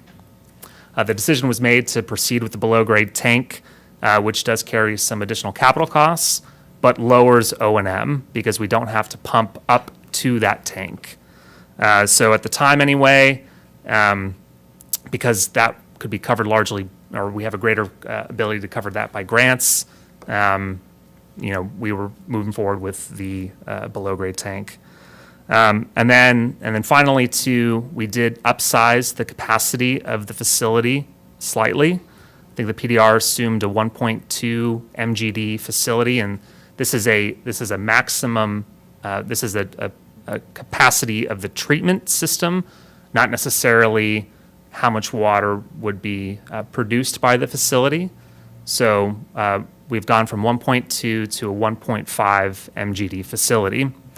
The reason for that, there's a couple of them. One being that during the winter months when we see higher flows, we do get to capture a little bit more of that flow and produce treated water. The second is there are some operational benefits to having a higher capacity. A lower capacity would mean that the CSD's facility is spilling a little bit more, meaning that we're not able to capture all of it. And the way that the plant is currently configured, it would mean more water would go through the chlorine contact basin on a greater frequency. And there is benefit to reducing that frequency from an operational standpoint. So for that reason, having a larger capacity does benefit operations. Then we get to O&M costs. As Bob mentions, we did move forward this summer with an RO pilot study and also did some water quality testing. Out of that, we got a better definition of the water quality that we should expect going into the AWPF, and that has allowed our design engineer to refine their chemical dosing and the chemical dosing strategy in general. And the assumptions that were made in the PDR are such that we're expecting to need to dose a higher frequency of chemicals both upstream of the RO and downstream, that therefore resulting in higher operational costs for chemicals. And then just in general, the inflationary costs for chemicals is higher. I briefly touched upon this, but where the project is in we'll need more staffing than we had assumed in the 2019 report. 2019 report assumed 2 additional staff for AWPF, and at this time, we're looking like we're going to need about 4 additional staff, CSD staff, to operate the facility. And then finally, monitoring requirements. Certainly over the last 4 years, a number of IPR projects have been permitted. Monterey, One Water, and then Soquel Creek has received their permits. And so we have greater understanding about our monitoring requirements for this facility. And so we've been able to kind of capture those costs with this revised estimate before us. So this first slide here, getting into our capital cost estimates. The first column is our rate basis that was approved last year. Again, this is based on our 2019 rate or PDR that we've escalated with our CCI index at the time. And I'll just kind of remind, I guess, the board, the reason why we had to move forward with our rate case at that time, even though our project definition may not have been where we would have liked it, was due to ensuring that we had adequate coverage for our MADS testing for our SRF grant agreement. So it was imperative that we got that done at the time, even though it may not have been, ideal, because our project definition was based on something that was 4 years prior. And so our current project cost estimate right now is $70.9 million. That includes the entire program costs for both construction and our soft costs for design, construction management, testing, and I think, let's see, in terms of the increase itself, I can certainly ask or answer any questions you guys have. In terms of some of the major differences, some I've already described regarding the advanced treatment from 24 to 36. For the pipeline from 2.5 to 6, again, inflation being one of them. What I didn't discuss previously in terms of scope changes, because this wasn't a program scope changes, this was a scope change from one package to another. As a part of the injection wells, we need to backwash those periodically, just reverse the flow, approximately at this time estimated to be once a week. That generates a high volume of water quickly, and we need to store that backwash water for a period of time before we can allow it to enter back into the sanitary district's system. The previous design assumed an above-ground steel tank at the LDS church site. That, of course, has since gone away. We don't want an above-ground tank at the Lindenwell site. So we've transitioned into a buried pipeline that will store and meter that water slowly into the sanitary district's collection system. So that was really a shift in scope from, I think, the injection and monitoring well bucket into the pipeline bucket of costs. And then from construction management engineering from 5.3 to 7.3, a couple of reasons for that, but again, largely due to compliance, greater understanding for compliance needs, and then also for some startup requirements have been added to that. All right, Bob, now the fun parts. Let's look at those in reverse. So what have we been doing for the last couple of months now? With the understanding of our revised costs, we've really tried to focus on how do we, reduce that. Let's see.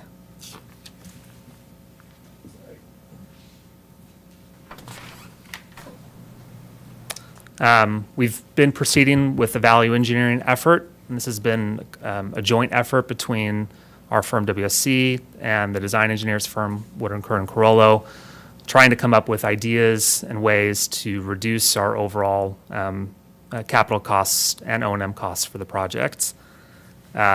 So we're in the middle of that right now, so these numbers are not final, but they're in the right direction, and we are refining and getting closer.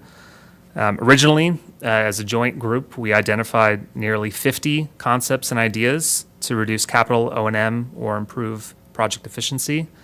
And through the efforts of the team, those have been whittled down to about 12 key ideas that help reduce overall capital and O&M costs that warranted investigation, which we're currently doing. Ultimately, the value engineering has resulted in about $3.5 million in capital savings as a full project concept of 1,000 acre feet per year. So that's the second column that you see there in the middle. This includes reducing the size of the building. So I talked about before that we've increased it as a part of 3% design. Well, we're going to shrink that a little bit. This does affect some operational considerations, but the feeling is that that's a worthy reduction in operations to reduce the size of the building. We've shifted some of the processes from inside the building to outside, again, to reduce the size of the AWPF building. We've also changed the way that we intend to improve the soil and ground surface to place and locate our structures on sites. Previous design included, it's called deep soil mixing. It's a very intensive process. Design engineer thinks we can achieve a similar level of ground improvements with a helical anchor system. We've also moved to shallower buried tanks, which will minimize dewatering needs. And finally, we've reduced our conveyance pipeline from 12-inch down to 10-inch. This requires us to increase pressure to get to the wells, which will increase O&M costs a little bit, but the benefit of the capital cost reduction makes that effort worth the work. And our last column there, it kind of represents an ability for us to reduce capital costs even further, and this is really a phased approach. The way that the AWPF is designed currently, we have between 2, and there's some direction towards having a 3-skid system for, and this is, I'm referring to the RO skid. We also, in our microfiltration or ultrafiltration system ahead of the RO, currently planned for 2 skids. And in this case, what we're doing is we're reducing all of our processes by effectively 1 skid. So rather than install 2 RO trains, we're installing 1 RO train, or maybe 2 RO trains, depending if we go to a 3 RO skid system. And our output then is reduced. We're not reducing by half. Instead of 1,000 acre-feet per year, we're generating between 650 and 700 acre-feet per year. But it's a way to reduce our capital costs. The other primary benefit, and really what you see here, is a reduction in our injection and monitoring wells. So by virtue of reducing our capacity in half, we also reduce the need to install 1 injection well and 2 monitoring wells. So with that, I'm going to hand it back to Rob. Talk about the rest. All right. So this slide really got shrunk from when we sent it over. So I apologize because it's a little hard to read. But, again, when I was here a year ago, we were talking about how over 50% of the capital costs would be funded by grants. And in February, we were notified that due to state budget cuts, the state board was rescinding our grant, as well as 5 to 7 other projects in our similar position, from $15 million to $5 million. That was approved by the state board on March 19th. Obviously, no one was happy about that. We were not happy about that. We expressed the impact it's going to have, especially on projects for agencies of this size with relatively small communities.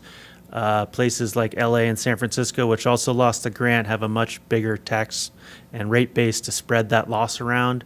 It has a substantial impact to you. So we've conveyed that. The budget cuts are deep, and the state board felt this was one way of spreading the pain across all the different projects. The one small win we got was the addition to the resolution that was passed that reduced this, was that if there is grant funding available in this program next year, that the projects that got funding cut would be first in line to be refunded, or to get funding. Now, that's going to be fully dependent on tax revenues and things like that, and so there's probably, we shouldn't hold out too much hope for that to happen, but there is some hope.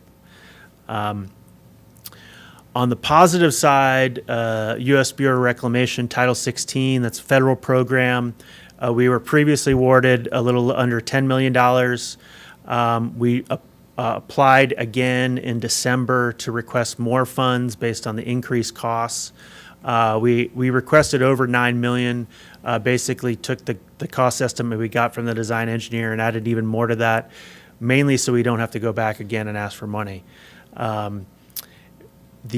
we're eligible for Title 16 is roughly 25% of capital costs. So cost increases are generally offset by 25%. The announcement's going to be made in April, by the end of this month, as far as awards. We feel fairly good about it because this is still several $100 million for the Western U.S. coming from previous BIL. And so we feel fairly good about the award, but we won't know till the end of the month.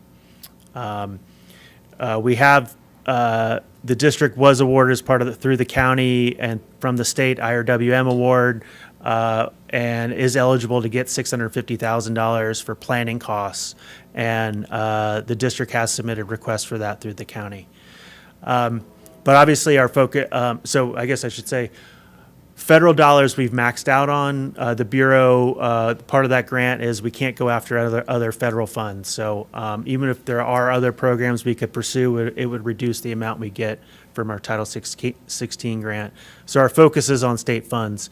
Unfortunately, right now there just isn't anything. We're looking at climate change programs, groundwater programs, groundwater contamination programs, and the last bond, Prop 1, and even that Prop 68, all those funds are being expended now. So we've gone from having roughly a 50% grant funding to, with the currently awarded funds, a little over 20%. We're hopeful, again, with the Title 16 announcement coming later this month, that we can get cover part of that increase. And so that gets us to a little over 30% grant funding. Any questions on this slide? Okay. Yeah, is that 30% grant funding on the On the 79, the 70.9 million. 70.9 And, million? and that's what, we have a little tilde with the USBR number, because depending on the cost estimate, we cite that number would adjust because we're assuming 25% of that number. So I have the same question. So the 33 is on the 70 on the higher number? Yes. Okay. Yep. And so if we had the lower number, that number would come down slightly. But yeah, that's correct. So if we applied the value engineering number where we saved 3.5 million, our grant would go down by 25% of 3.5 million. Does that make sense? Okay, I see. I did, so I just wanted to follow up, I guess, on my question earlier. I heard all the other sites that have gone through and what their increases were. I still didn't hear what ours is. From preliminary to now, our increase that was estimated to be 100% is actually more like 300%? Am I right? Well, 30% to, or 30 million to 70 million is a little over 100%. Oh, it's starting at 30, okay, Yeah, not yeah, 20. and the numbers, most of the numbers that Chris quoted, those were all estimates from the last few years of just during COVID, basically. And not looking, because I think if you look at those even previously, those numbers are much bigger, similar But to, early on, it was to Casey's point, early I, on, it was lower than 30. Yeah, so the last decision that you made was to approve rates to support 49 million in capital costs. And it's gone up to 70 million, so it's about 20 million over 50 million. So or what is that? 40%, yeah. So pretty in line with the other projects, I would say.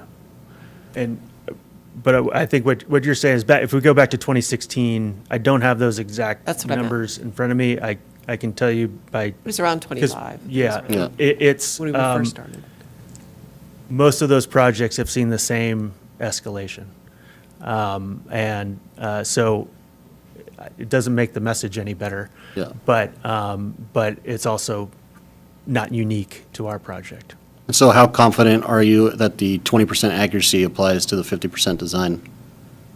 I will get, I will talk about that. Okay, I'll wait. Okay. So the capital cost translates to debt. And I want to connect what we talked about a year ago, and the debt we talked about a year ago, to what we're talking about today. So, again, with the 70.9 number, just to keep this consistent, we would be looking at an SRF loan going from 22 million, which we're talking about a year ago, to 47.5 million, when you net out the grants. And so that's again a combination of, and you can click it one more time.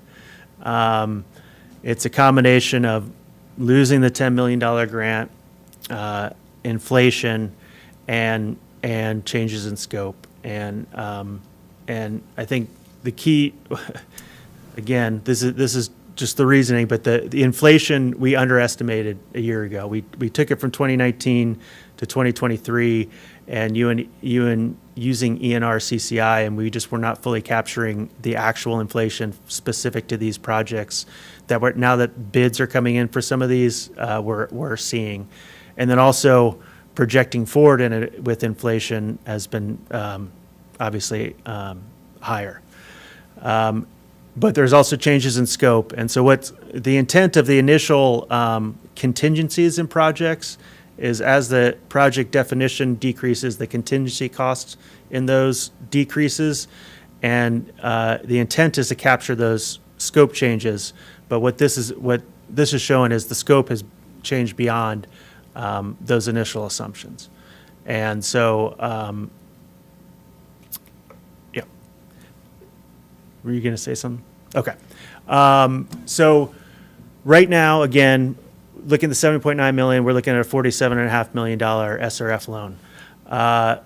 So then translating, we're not going into rates today, but what we're doing is developing the numbers to provide to Raftellus to run some rate scenarios.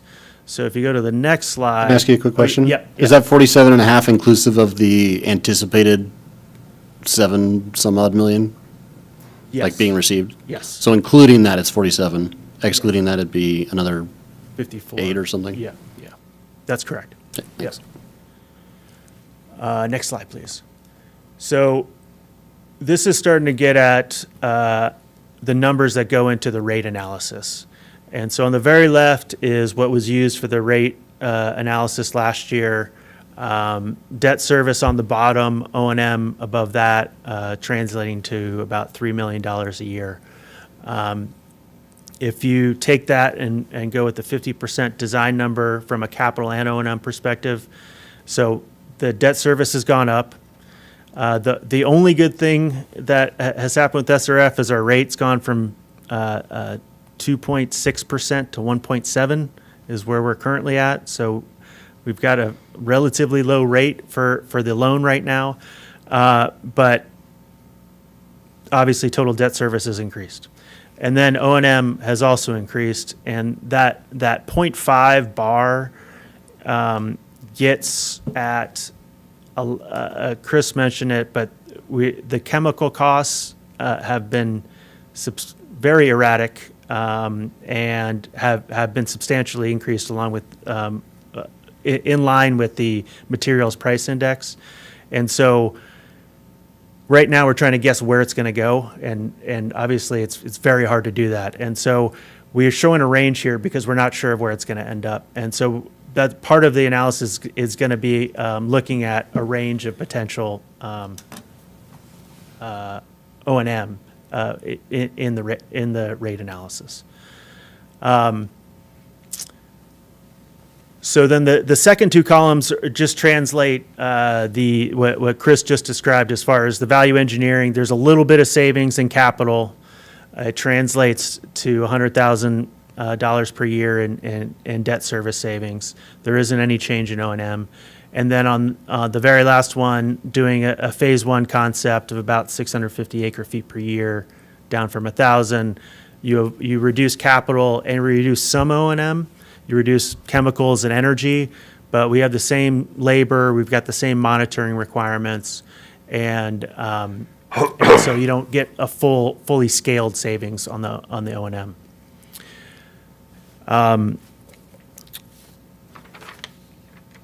Casey, I want to make sure I'm gonna, yeah, okay. I want to, I know I was going to talk about your question. So let's go to the next slide. No other questions? Okay. So cost control, cost certainty. So our focus right now is minimizing the cost of this project for the district and cost certainty. So the question, how do we know we come back a year from now, it's not going to be 20% higher? So I'm going to talk a little bit to that right now. So we're currently following a design bid build process.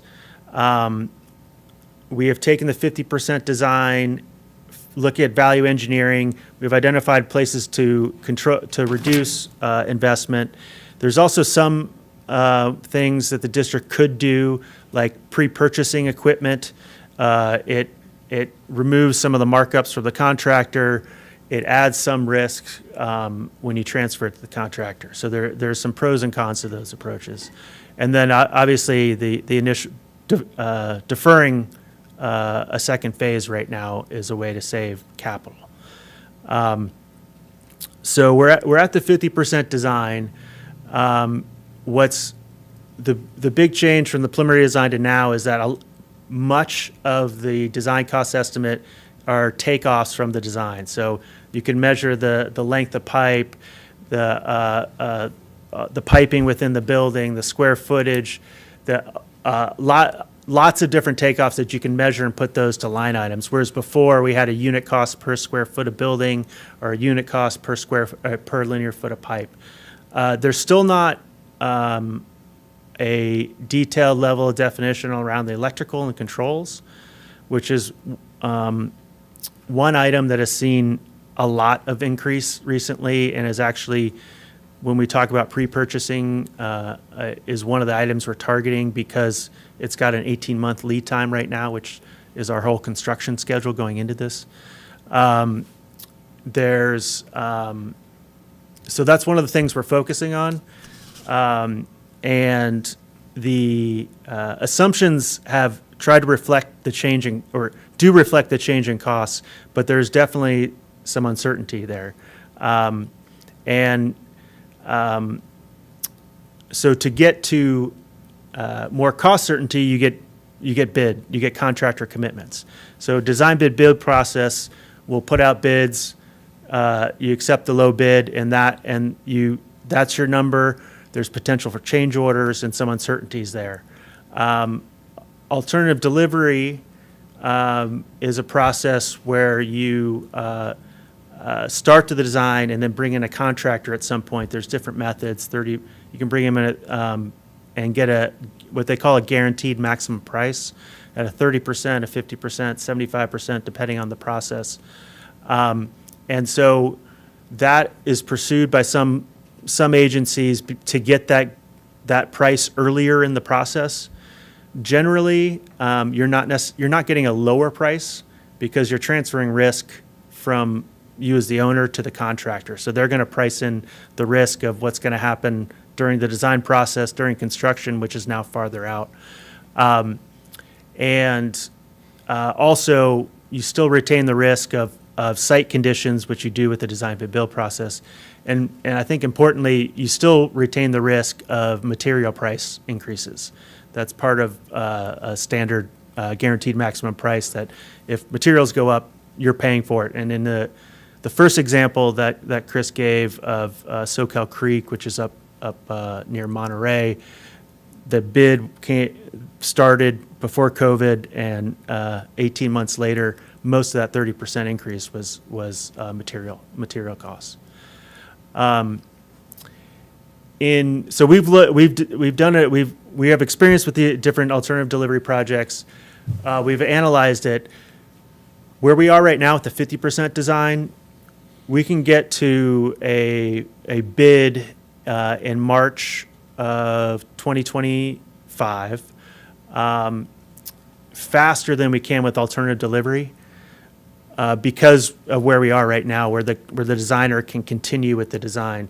Alternative delivery, we'd have to redo a lot of work, there's a lot of legal involved, and there's just a process of selection.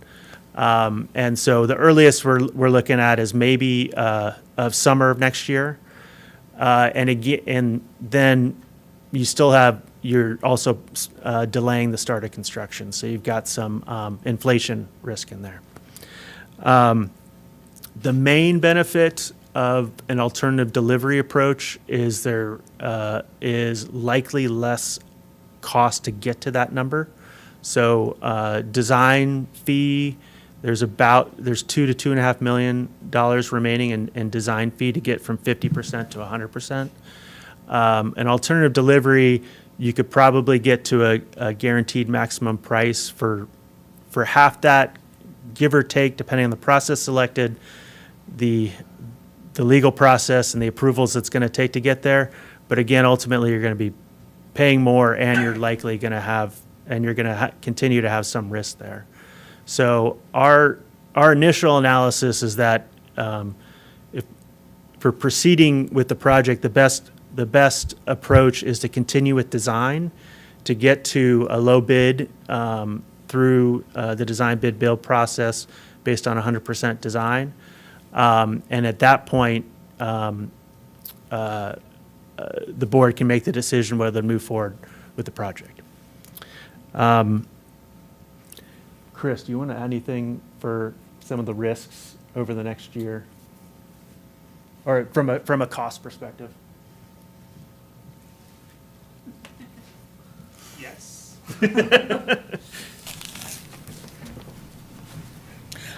Can I ask you one Yeah. question also? Especially all the building materials going through the roof and all those figures. I'm really concerned about what is the time period they're looking at? Because pre-COVID, post-COVID, we all know there was all kinds of monkey business going around in the ports. Especially contractors and people that need material, the shippers all joined together in a few cartel, and they were holding things up at the port. And so I was really under the impression that we sure did have a spike then. And finally, the feds had to step in. And so I hope that's been smoothed out. And I'm just wondering what kind of inflation, especially building inflation, numbers you're going on, because I have heard, for steel pipe or things like that, but it was a temporary spike, and also the inflation rate is going down. It doesn't mean its price is less than it was 5 years ago, but it's not increasing at the same rate. So do you have any idea on what time frame they're basing these especially building cost prices on? I mean, the numbers that are there reflect the most up-to-date numbers that are happening. So those are they're updated monthly based on recent costs from the last month. They Really? are very timely, and so I agree. Rationally, this should be leveling off. Especially chemicals, too. Yeah, They went crazy. Yes. But now they're leveling off. Yeah, so but we were thinking, I mean, the materials have been continuing to go up, which is concerning. Just one anecdote, because we've been talking to a lot of contractors about what they're seeing. So contractors, or general contractor bids the project, they bring on subcontractors to do specific work. When bids come in, subcontractors give them a number, and that's what they're going to do their work for the project. They're saying many subcontractors are not committing to the prices they give them on bid days, because by the time their work starts 6 months from now, they can't commit to that being their cost. And so there's a lot of when that stops, it's not typical. I don't think we know that. But it's what's happening right now, and yeah. Yeah, and I'll Chris has the answer. Before we leave that point, I'll just say that it does make an argument for doing the project in phases, because we can kind of remove some of that instability out of our project. You know, we would do a smaller project now, and then at the opportune time when things seem to be stable and grant money is available, we can finish the last phase of the project. I don't agree with that, but thank you for making the point. Sure. You know, at some point, it comes to, you know, when is it ridiculous? You know, $3,800 per acre foot, you know, to recycle water and pump it into the ground. It's not even desal, you know. I mean, at what point, as a board, do we say this doesn't make sense anymore? Or, I mean, because usually you would say cutting back, you know, reducing the scope makes sense, but in this economy of scale, we're at the bottom right now, I think, you know, looking into it in other projects in San Diego and Orange County, you know, 1,000 acre feet a year is about the minimum. You know, if you try to cut it below that, it starts to be silly. You know, but it is, and some of the parts, I know it's very technical, and I really appreciate the CAP, you know, committee and all you guys' efforts working on this, but we're, you know, we're reducing the scope, but but you have a 9% cost increase because of this, you know, increasing the scope. So it's a little confusing, and adding 2 more staff, you know, how that translates into so much more money. It's just, you know, it's kind of concern, but I really appreciate your efforts to explain this, and I really did, you know, was trying to crack open a door of hope about that maybe this crazy 100%, 600%, you know, cost inflation is a glitch, and we might get, you know, it might not be a permanent situation, but anyway. Just so you know, what's in the cost estimate now is we're assuming 4.5% inflation, annual inflation right now. So above historic, but below the last several years. And is that based on like an industry standard? Is that a throw at a dartboard? Is that like WSC's number? Who comes up with that? So that's from the design engineer's bid estimator, who they have a construction background, so they have a contractor background. So basically, from their perspective, if they're a contractor bidding a job now, this is how they expect inflation to go. I mean, so they're doing their best estimate, but yeah. So, yeah. So going back to like your question of like a year from now, where are we going to be? That is a risk, right? Any other questions? Actually, what was the term on the financing? How many years was the loan? The SRF loan is 30 years. 30 years. And are we allowed to refinance those when interest rates come down, or is it? They're not really going to get much below 1.7, and no, I you thought can't, that was pretty good, yes. we can't refinance as part of the term of the agreement. Right, and also getting a longer term, like 50-year loan, is that Not available through the SRF program. okay, all right. So the 50% after the value engineering, we dropped like 3.5 million.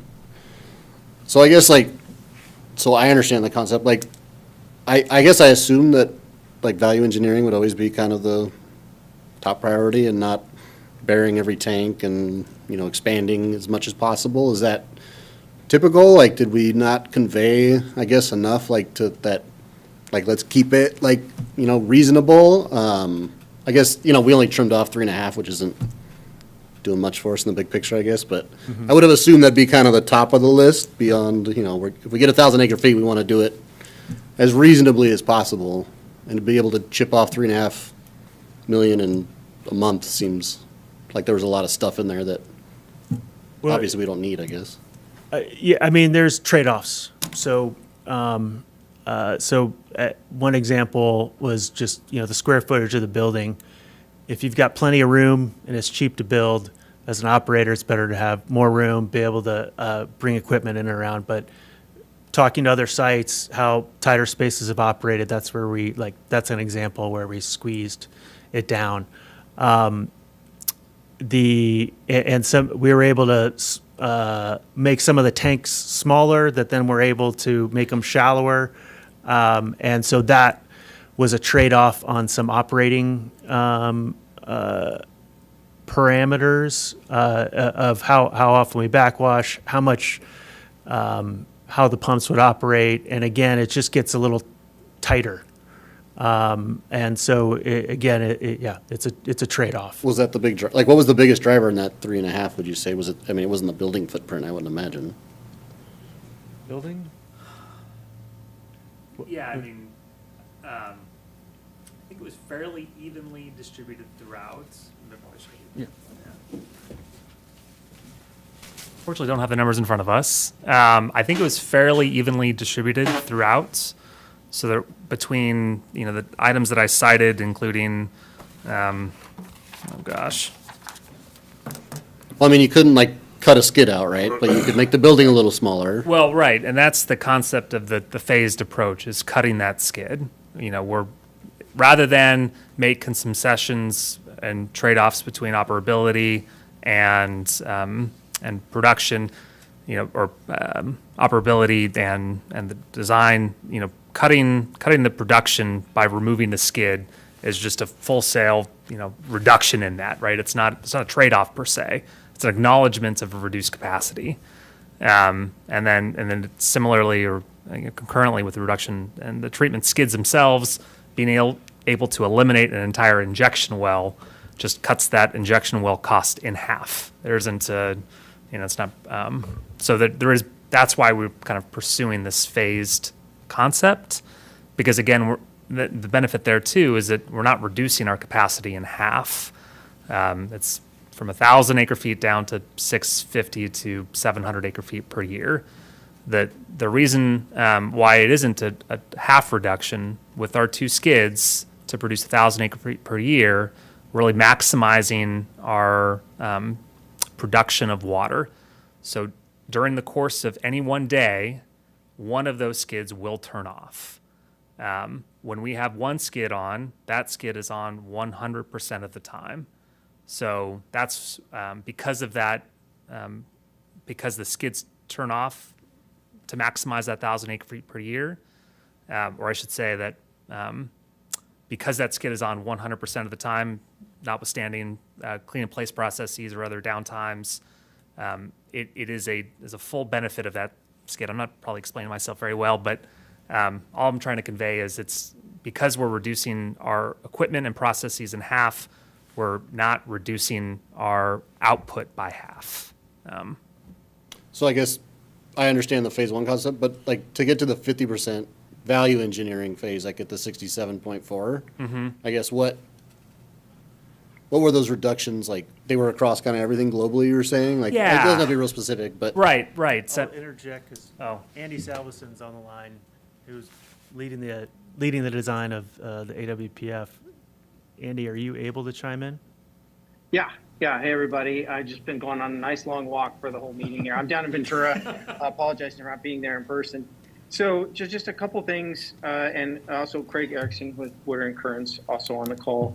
But the value engineering concepts were to refocus a couple key items. So just if you can big picture it, is the first one was, the goal was maximize water recovery. So get as much water as you can out of the carp stand system and reuse it. And the other one was minimize operational impacts. And so, now with the lower costs, what we're seeing is a shift towards, we're going to recapture vast majority of the water, but we're not going to maximize it. And at multiple points in the treatment process, we're making decisions that put a little extra burden on operations staff in different places. And so that's where those savings are coming from. There's also savings from, before you even get to the reducing the number of trains, before you even get to that, there's also the concepts of the building, where the initial concepts in buildings are expensive these days. The initial concepts were, cover everything, enclose it, and now we're looking at as much as possible using canopies, and where there's noisy equipment, and there is a lot of noisy equipment, that's all enclosed. So those are that's where some of the initial savings is coming from. And then the concepts of reducing the amount of initial equipment that gets installed now. You can put that equipment in later, but reducing that initial capacity of the system while still capturing the vast majority of the water. So I don't know if that helps, but I'm happy to answer it or help with the other questions. Thanks. I have another observation about the footprint issue. It seems like our recycling project is in a pretty nice place, because we have a $1 a year rent, almost free land from the sanitary district. They have a larger piece of land because when they first built it, they were going to do recycling with Montecito, who backed out, and so they have extra room there. So, and the buildings are basically brick buildings or whatever. I just kind of don't envision that being a big driver of such a cost increase. Is it just the cost of a building that we're going to cut our capacity by half, or you're proposing, or? I guess I'll clarify one thing. Yes. It's actually a pretty tight site when you, to make sure that the sanitation district can continue operating as they operate today. And we have a constraint where the original layout, we had everything along the creek edge, but we are not allowed to put anything within 50 feet of the creek. And so that makes layout. And nobody thought of that when you first made your first layout? The riparian, setback laws? No? Sorry, We I were interrupted you. aware of it. We thought that since it was a developed parcel that was already paved and had a concrete bank right outside of it, that we'd be able to construct within that area. But, I mean, that's not the big driver. That's just an example of constraints that start to squeeze the footprint. Second part of the question was on the cost of building.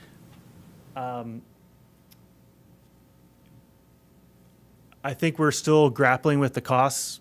Honestly, I think Chris can give an example. The building they just built a couple of years ago in Camarillo is much less expensive than what we're estimating to build a very similar building right now. And that's just kind of what we're looking at right now.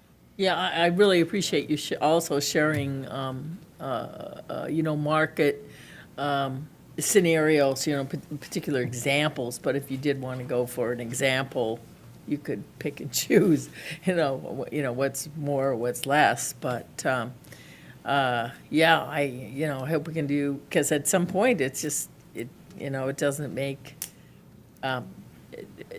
too much, or maybe what makes sense is to hit the pause button or something, or walk away for $4 million that we've already spent on this, and then be in the vice and have to do it later, with another hairy drought. But I want to bring one other thing up with this ground mixing, and you're probably the one to ask. Did you guys do geology testing on that ground? Because around this area, and I live in the next neighborhood over, we have a lot of tar. One of my neighbors decided to rebuild their pool, and they've run into this bedrock of tar, and it's not like exactly granite, but it's very it's something to really deal with. So I hope I wouldn't want you to run into any. Well, it could be a good surprised because it's firm, it's not subject to liquefaction. Or have you done some tests? Yeah, so this is probably one of the more heavily investigated sites that I have come across. Between all the prior work that's been done on the sites, I think there's been at least 3 geotechnical investigations. So, yeah, including one specific for this project, so boring exactly where our building is going to be. And so the recommendations that have come from that are a direct result of the investigation that we did this past year. Casey, just to respond to your question earlier, I was just wanted to make sure I had the right numbers and exactly the right information. So that's why I wanted to look it up. So there was a reduction of about $180,000 off the general conditions for the facility. There was actually an adder for some of the site work from the 50% based on some information that we got. We are believe we can move forward with a smaller equalization tank. The original 50% design had a 200,000 gallon EQ tank. And depending on whether or not we pursue 2 trains or 3 RO trains, we may be able to reduce that either to around 100,000 gallons or down to, I think, 80,000 gallons is what they currently have estimated. So that's a significant reduction in the construction costs for that EQ tank. We've got about $1 million off the building itself from a reduced square footage and adding a canopy or changing some of the processes from being inside the building to a canopy. I'm going to estimate this next one, but around $500,000 reduction on the process equipment, either from pipelines, material changes, or otherwise. That number increases to $2.6 million if we're going forward with that half-capacity approach. And then there's about a $300,000 decrease on our pump station clear well. So after our treatment system, now we're going to equalize that volume of water and send it off to our injection wells. We're trying to move forward with a smaller EQ tank there. And then again, modifying our geotechnical improvements from the deep soil mixing to the helical anchors. And then the reduction in pipeline diameter for a conveyance from 12 to 10 inches. Those are sort of the principal. So it's kind of we looked at everything we could to reduce costs. Thanks.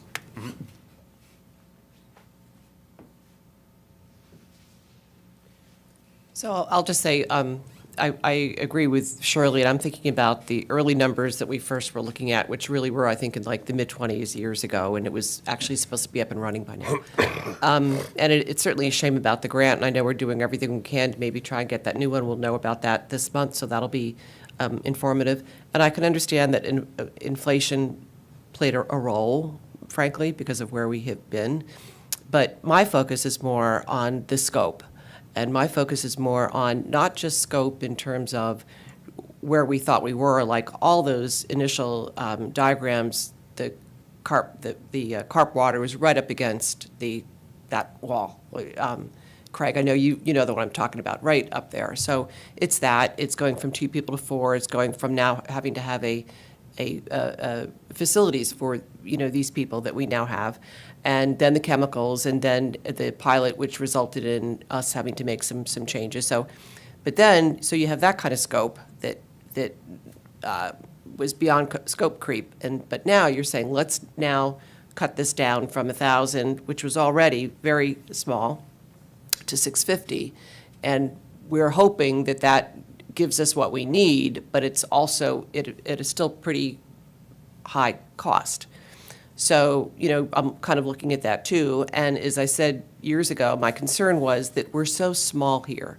And I was always concerned, to your point, Shirley, that we didn't have the volume or that we were just going to make it. And so this is a lot of money now to spend on what is not even 1,000, but 650.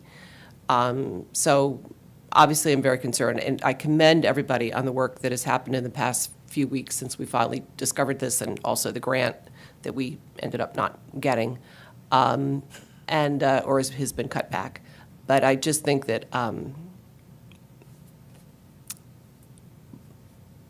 just getting a little bit concerned. Because I was concerned in the beginning about the volume, I was concerned about the cost, and now we've gone so high from, I don't know what it was, 25 to 70.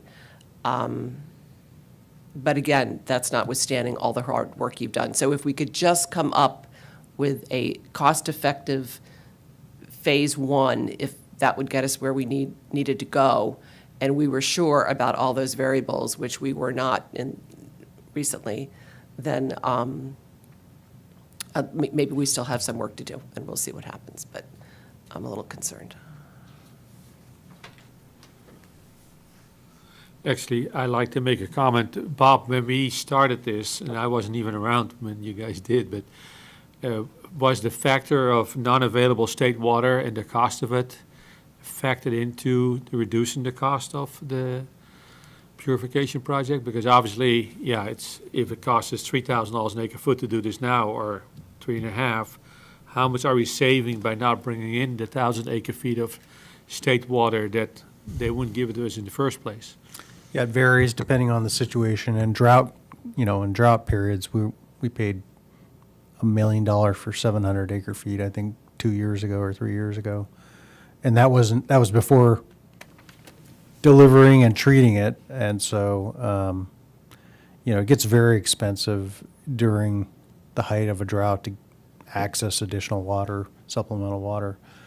And it goes to why we're doing all of this work in the first place, why we started down this road, and that is there is a need. If we say at the 24th meeting, let's just put a pin in it, we'll deal with it later, and there will be a time when we are in a drought again, and we may not be so lucky. As in 2016, we were fortunate enough, Lake Kachuma was down to 15,000 acre feet, zero, I think it's second or third year of zero allocation out of Kachuma. State water was zero allocation. We were looking at that point, if we wouldn't have had rain in 2017, probably a 50% reduction in water deliveries. And so that's not going to be a one-time event. That will come again. And, I think one way to look at this is the cost, the loss that's going to occur if we say to our customers, you have to cut back by 50%, and we're not going to do voluntary. We're going to do mandatory reductions, and so that's the alternative. There aren't really other projects that are any cheaper than this project. Desal's going to be as or more expensive. So that's kind of where we're at. Right, and that's actually my point. I think environmentally, the purification approach is more responsible than desal, number one. Number two, we need to also, as we say, this goes up, how much money are we going to save, let's say over a 20-year period, on not having to buy expensive water, or whatever happens to the state project, if it falls apart, there is no water. So to me, this makes so much sense. It'd be a shame to even reduce the scope. I'm sorry. That's how I feel. So it is.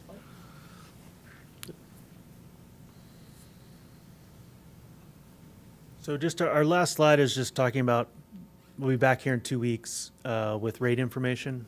And what we wanted to do tonight was hear your questions, concerns, see if there's any more information we can come back with as well.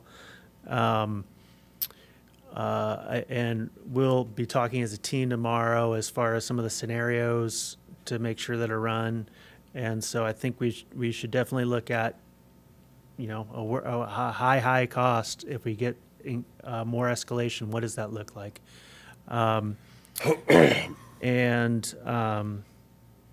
Anyway, so we'll be back in a couple weeks. We'll have that information and hoping to provide you with enough information to help make some decisions on next steps. If you guys think of anything else you have questions on, please let Bob know. We'll come back.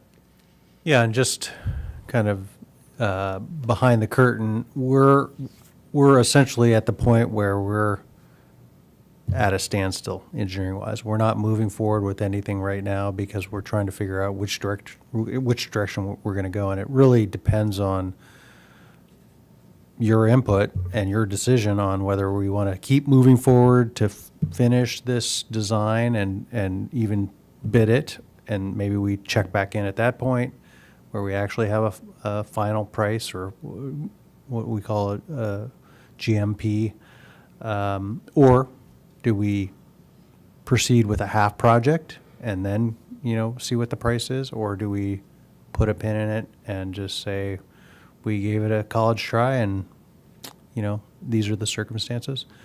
What we need to know from you is, what is the next step? Can I ask you a question for the next time you come? Yeah. So when we have the updated potential rate structure, can we see it from a time or from a point of view without cap period to a implementation of cap, what that difference is?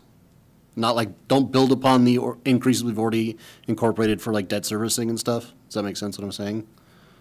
So like if you say, okay, we're expecting rates to go up 15% more than we already went up 7.5%. Can we see that like from a point of view from cap doesn't exist or will never exist, or cap will exist at the current estimated cost? The difference between not existing and now is 20%, and not build upon the increases that have already been approved. Does that make sense? Am I saying that clearly?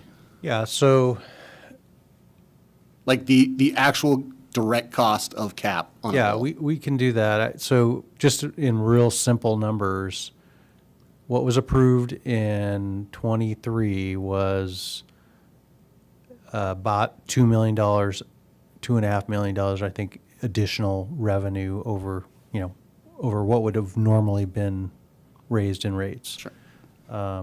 Now it's Three and a whatever, half yeah, or three and a something. half, 3.5 or 4. Yeah. So, that graph is going to look like a line and then another line that bumps up and then basically is parallel later on, starting in 2027 or 2028. So we can do that in a graphic way, and you can look at that if you'd like. But Yeah, or numerical, like if what is an average customer going to see? What will their difference be between cap and not cap? Am I going to go from 75 to 150? Am I yeah, going to go from year 70 to by 90? year, we can do that. Yes. Sure. Great, thanks. But can we also then keep an eye on the cost of state water, what that's going to be over the next 20 years? The increases in the cost of state water? Or all water supplies, I think, yeah. Right, would but be- isn't state water more expensive than Kachuma? State water, yes, but Kachuma is definitely increasing in costs, and groundwater is also increasing in cost. So we probably should have those comparisons also then. So Yeah.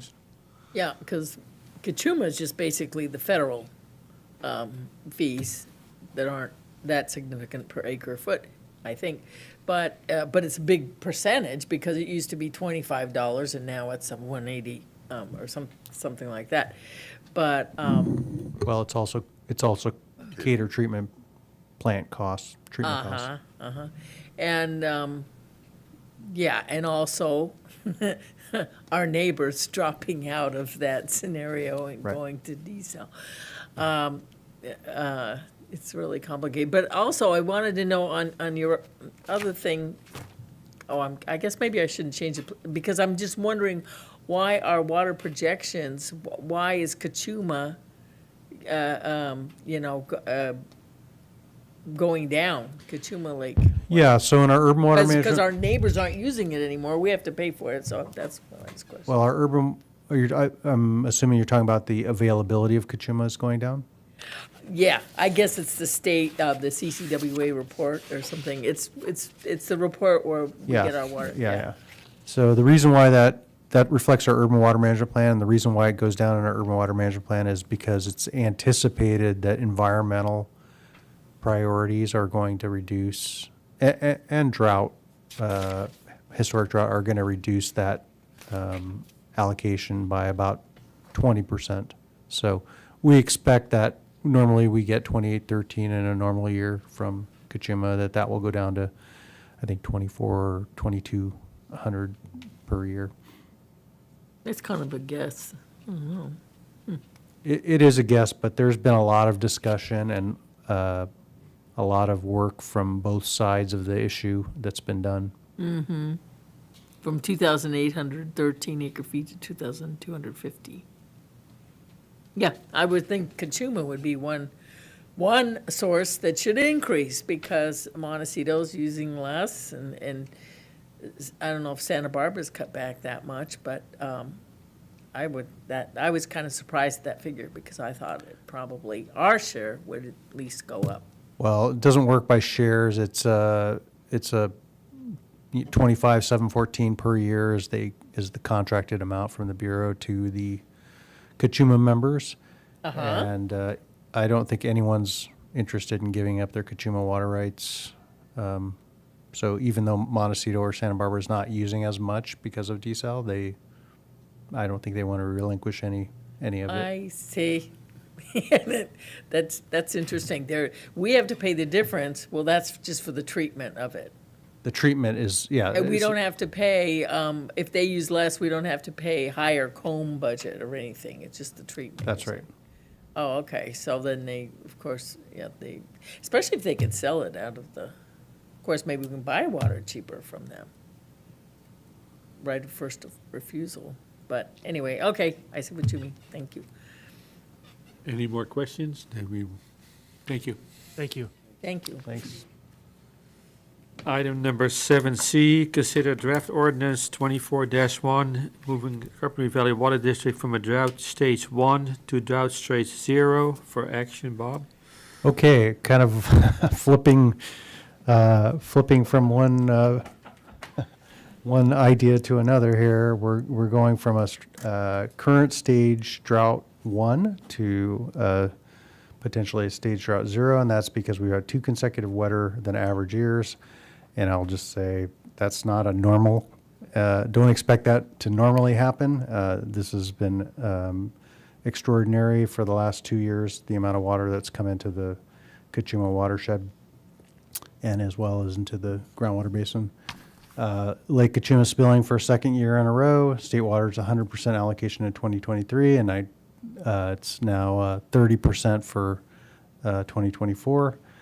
Groundwater levels have increased 5 to 30 feet across the basin, and demands are lower. So all of these have caused staff to conclude that there's no longer a need for a drought stage. And so the ordinance that you saw last month is moving the drought stage from 1 to a 0.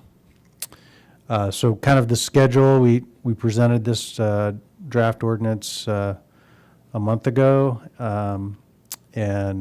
So tonight what we're looking to do is consider that ordinance for adoption. If we do adopt, the ordinance will go into effect on April 25th. That's the beginning of a billing cycle. And what that will do is after the 25th, the bills will no longer have a drought surcharge on them. Just FYI, the change in revenue expected from this ordinance will be a decrease in about $800,000 a year for district revenues. That has been or was incorporated last year into the rates analysis to make sure that we have sufficient revenue. I move to adopt ordinance 24-1. Polly seconds. Okay, well, that's our recommendation, so great. So we got a motion and a second. Any more discussion? The roll call, please. Director Holcomb? Yes. Director Johnson? Aye. Director Roberts? Aye. Director Balch? Aye. Director Van Winkert? Yes. Motion carries 5-0. Then we got item 7D, consider adoption of resolution 1154, making the commitments and publishing a report required by CCWA Resolution 92-1 and 92-2 for action, Bob. Yeah, this is a resolution we're required to pass every year. It was part of the coastal branch and local facilities EIR that was done in the 90s. And it basically identified that if state water was going to be brought in, that it would benefit groundwater basins in Santa Barbara County because it would be replacing, excessive overdraft of groundwater. And so in order to demonstrate that, we have to adopt this resolution, which is essentially a report. And the report has to do three things. It has to state how we've offset groundwater overdraft, has to give a reasonable estimate of total supplies available, and the available water for ensuing years and amount of state water necessary. So in the resolution, you'll see this little graph or little table here that talks about the groundwater condition. And if you look at the recently adopted GSP, there is a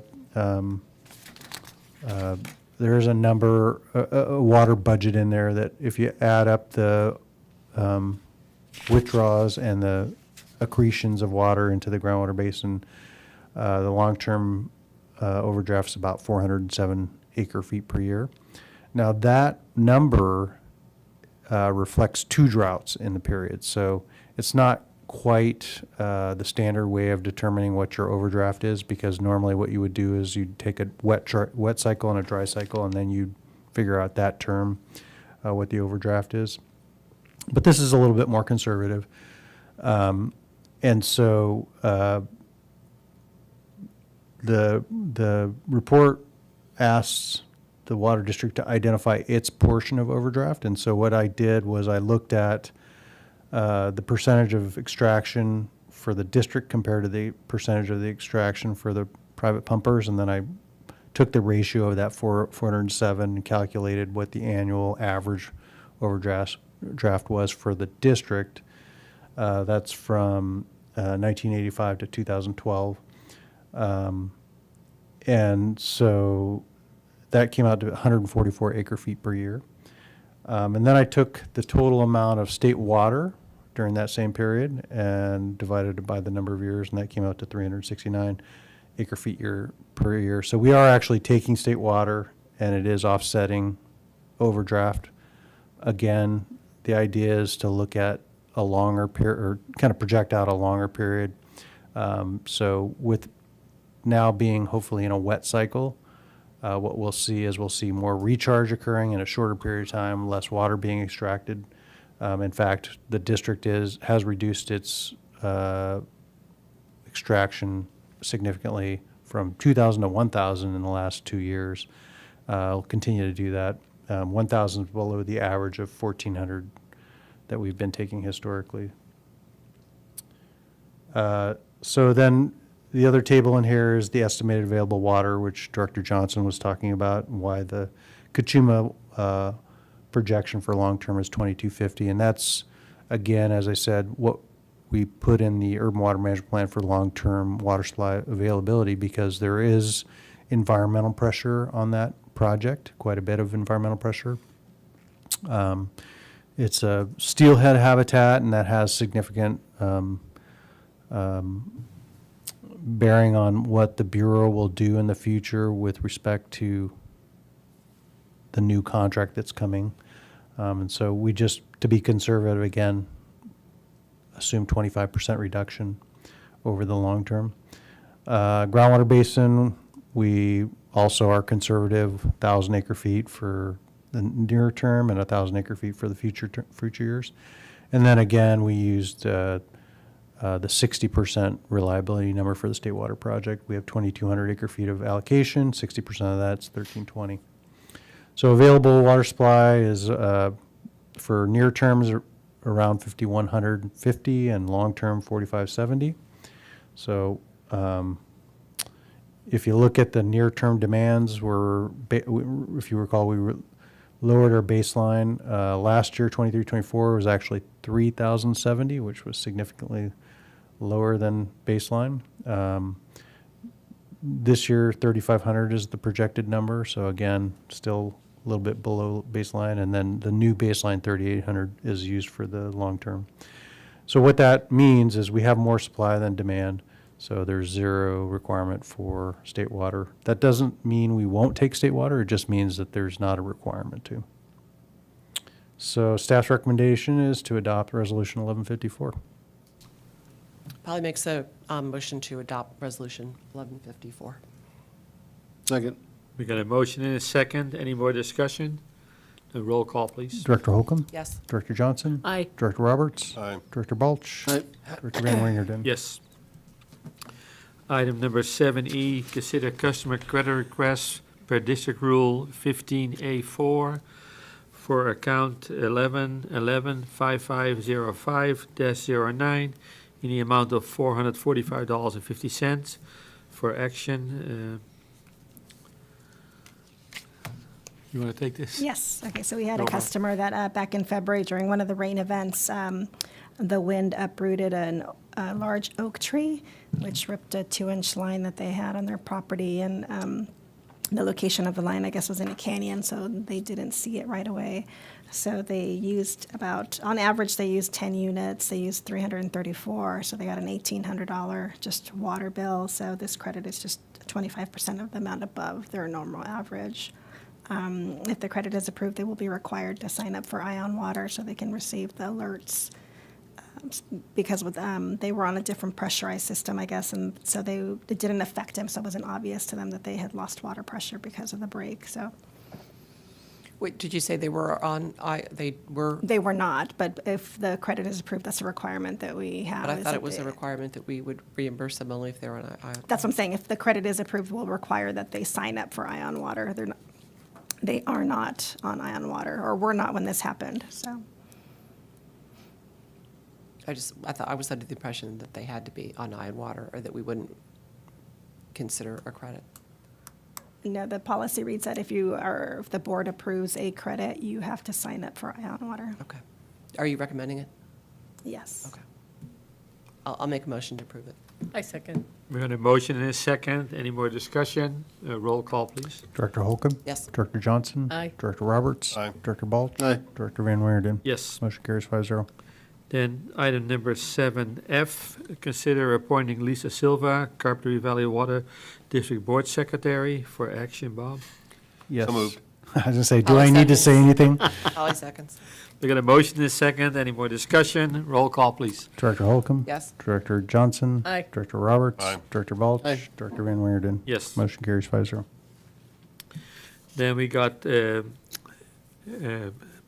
number 8, 8A, COMB Board Meeting, March 25, 2024. Polly? Thank you.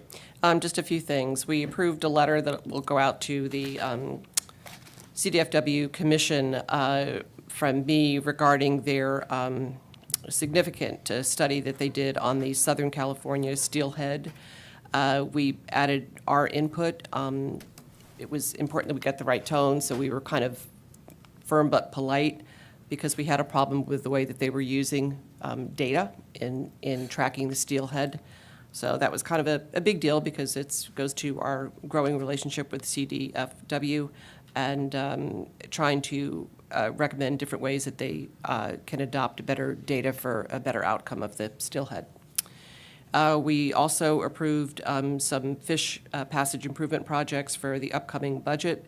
These are for all of the crossings that we didn't get to last year that were, if they weren't damaged by the storms last year, they were damaged by the storms this year, and are either partially or wholly blocking fish passages. So many of the crossings that we have on Crater Creek will be worked on over the next budget cycle. The total is $300,000.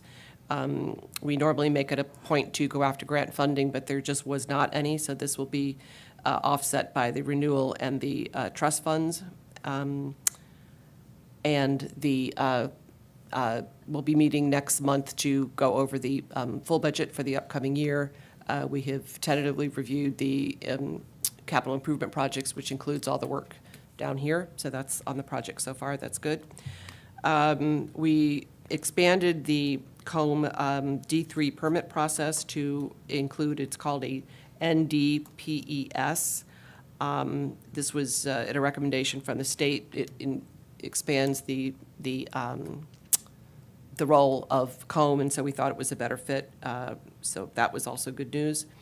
At the time of the meeting, we were releasing through the outlet works, but it was right before the big storms that came, so we are assuming that it was going through, that they were going to open the gates, but I don't have any word of that. Bob, I don't know if you do.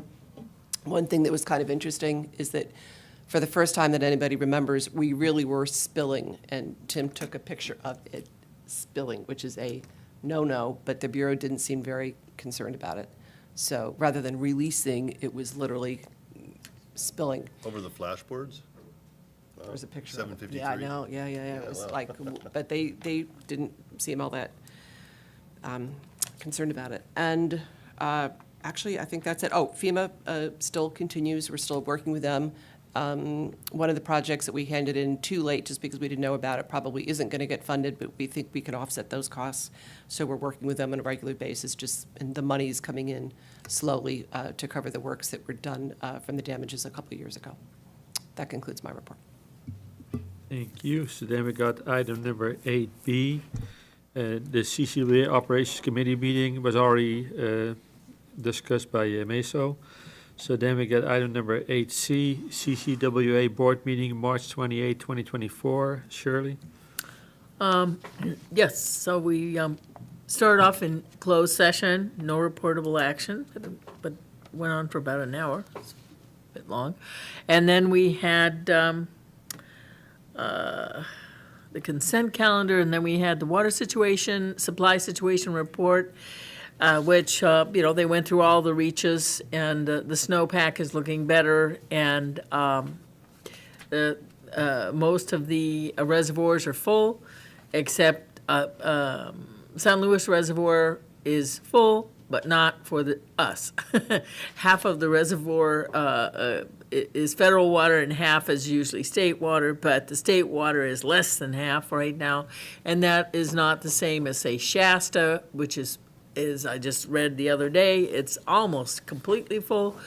And before, the reason why San Luis and our allocation is from 15 to 30 now, but only at 30, with all this rain we're getting. And because San Luis, as you all know, it's not a natural reservoir, it's pumped. So it gets full when there's state water to put in there. And before, the fact that our allocation was low was kind of expressed in a little bit vague terms of senior water rights for Lake Oroville and some other issues. And now it seems like the main issue, which is all in the news as well, is that, the whole concept of state water is not to take water from the delta when we're in a drought and there's a shortage and the poor fish are gagging, but to leave it there for a healthy ecosystem and take the water when its opportunity happens from the sky, it's pouring down, it's going into the ocean, let's grab it. And so, they had the two main pump stations, working to take up that water, and they have taken a lot of the water, and there's figures, I don't remember how many million, or hundreds of thousands of acre feet they have managed to increase storage of rainwater. But as you take more water, you're going to get more fish, especially if there's more healthy fish populations. And so they exceeded the maximum fish kill in the pump, entrapment. And so they had to dial way back on the pumping. And they, still, I think, and that's what's holding them back now, too, is there's got to be some science for this or something, because that's a situation while we're still only 30%, is because they've exceeded unless we want to wipe out these species, in all of our waterways, they've exceeded the maximum. So I guess they're still working on that. But that's an interesting piece. Yes, the preliminary budget for the CCWA is from 23 to 24 budget was 58 million, and the next projected budget is 59.4 million, and they term this as total payments from the contractor members of the CCWA.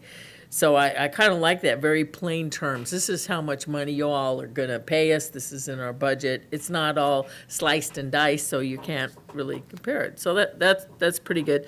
And it's an increase of 2.3%. So, and it's not finalized yet, but, so we went over the budget. And so that is pretty much and we discussed, yes, we discussed the transfer, the new water management contract terms, and pretty much what Masso said is, it's not finalized yet. They're working on the terms. So that's it. Thank you, Shirley. So then we got item number 8D, consider attendance to the 21st Annual Water Conservation Showcase on April 4, 2024 for compensation. Bob? I'll hand this over to Director Johnson. She attended and would like to report, and then I'll call for approval for reimbursing her for the event. Okay.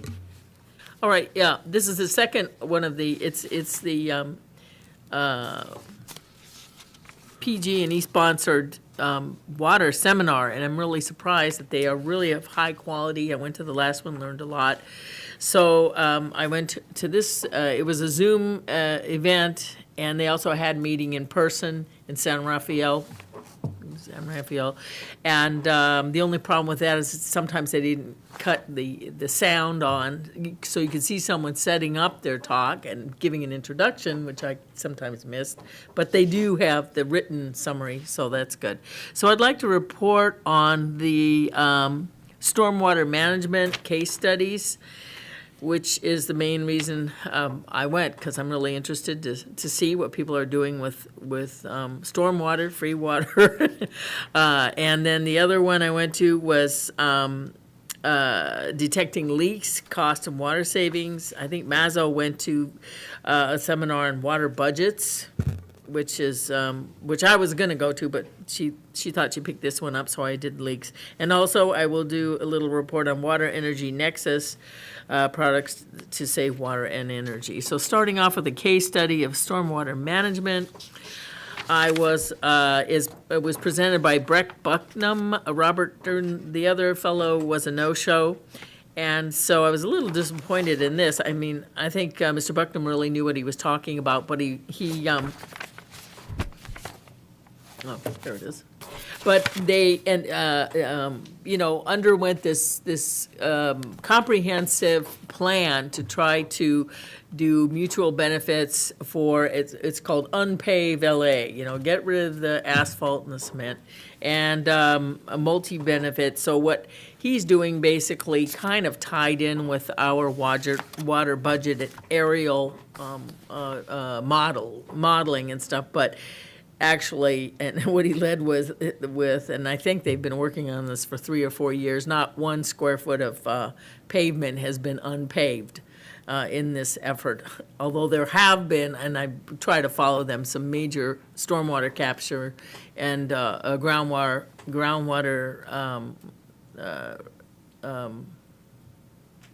rejuvenation or trying to recapture that in the San Fernando Valley. It's very expensive because they're dealing with very big budgets, but they've been successful on those things. So I don't want to leave the impression that there's been no pavement, no progress made in LA. But it just also shows you how you might kind of get stuck in the planning stage of these goals, and one piece of it that might be helpful of us is that, they showed various aerial algorithms, which looks like artwork you'd like to put up in your house or something. Some of it by parcels, some of it by square miles. So there's different ways of slicing and dicing.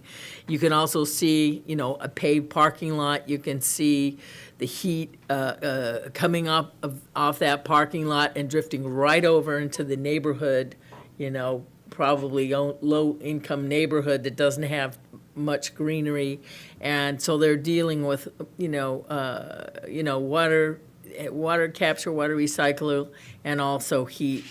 So, and they started off using the Apple iCloud computers, and it ended up spending about $500,000 on that for their modeling efforts.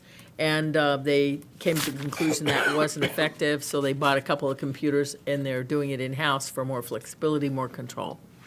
And so the next one, which is tending the urban forest, long-term planning.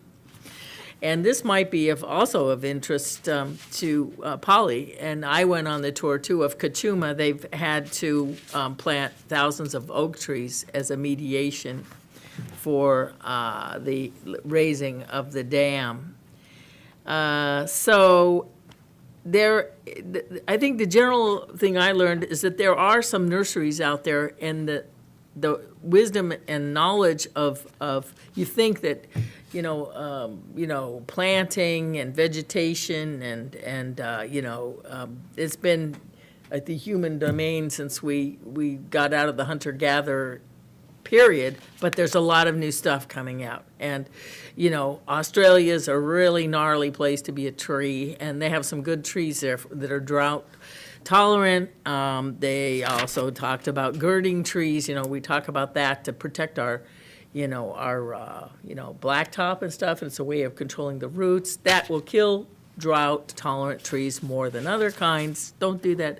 And and also, one of the things I thought was, and they mentioned a few kinds of oak trees and a few nurseries, which, to get drought-tolerant trees, which, might share that information, because it doesn't seem like it's that accessible across the board. You have to know where to go. And one of the things, one of the things they said, I think a lot of county or city, they have their criteria for if you yank a tree, you replace it, and a lot of times it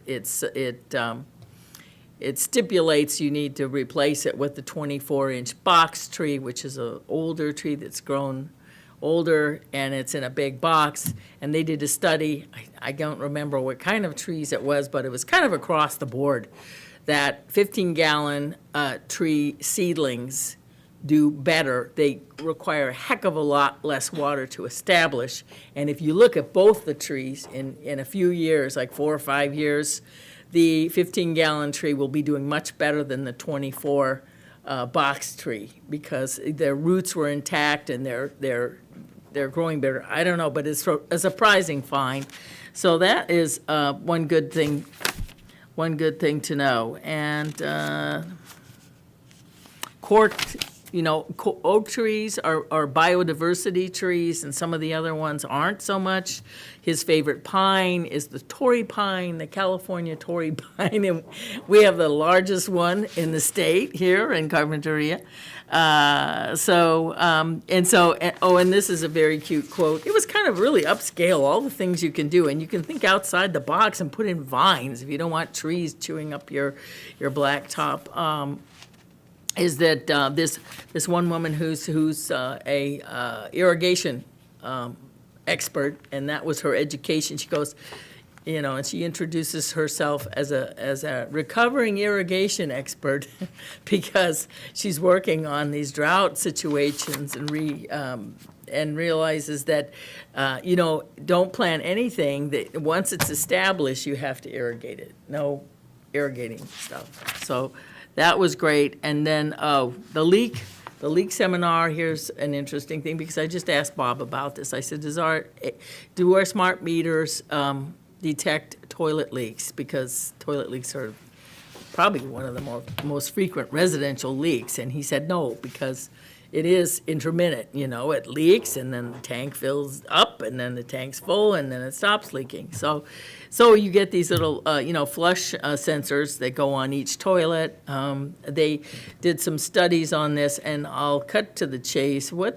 Even after they installed, the sensors, and that they notified the property owners, and this is in master meter, low-income housing,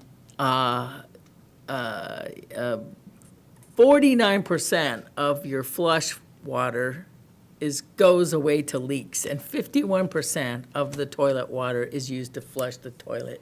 That's after they put in these things. So, everyone talks about low flush toilets, so it might be something that we can use in our Carpinteria, drought cooperation and landscaping efforts would be, toilet flush leak sensors. And then there's one other thing, Water Energy Nexus, one company, they have a gadget that goes on water pressure reducer, reduction devices that the water district would use to bring down the high-pressure water to safe levels. And this little thing is like a turbo, and it can recycle that pressure back into the grid or into a storage place. It recaptures electricity lost in, and that can be substantial. I meant, really? But, it's, what's it called? It's called Conduit Micro Hydropower, and it is, I think they had one In-Pipe Energy, I think it's called. So, in case you're interested in a supplier of that. So, anyway, it was really informative, and, I learned a lot, and so that's it. Thank you, Shirley. That was very informational. Bob, you want to make that? Yeah, so I'm looking for a motion and a second to Polly makes a approve. motion to reimburse Shirley for her seminar. I'll second. Motion is second. Any more discussion? Roll call, please. Director Holcomb? Yes. Director Johnson? Aye. Director Roberts? Aye. Director Balch? Aye. Director Van Weerden? Yes. Motion carries 5-0. And number 9, the general manager's report, none. Do we have a number 10? Yes, we do. Okay, then we go into closed session then.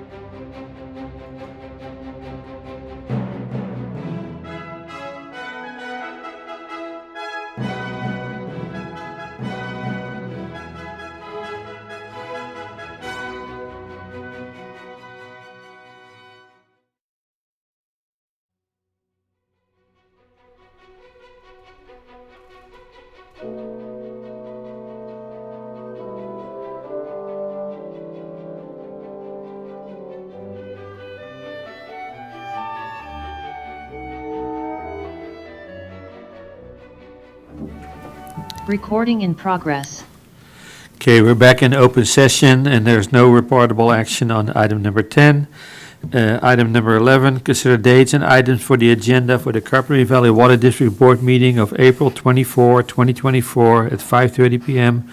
Carpinteria City Hall, 5775 Carpinteria Avenue, Carpinteria, California. And we're hereby adjourned. Thanks, guys. That was pretty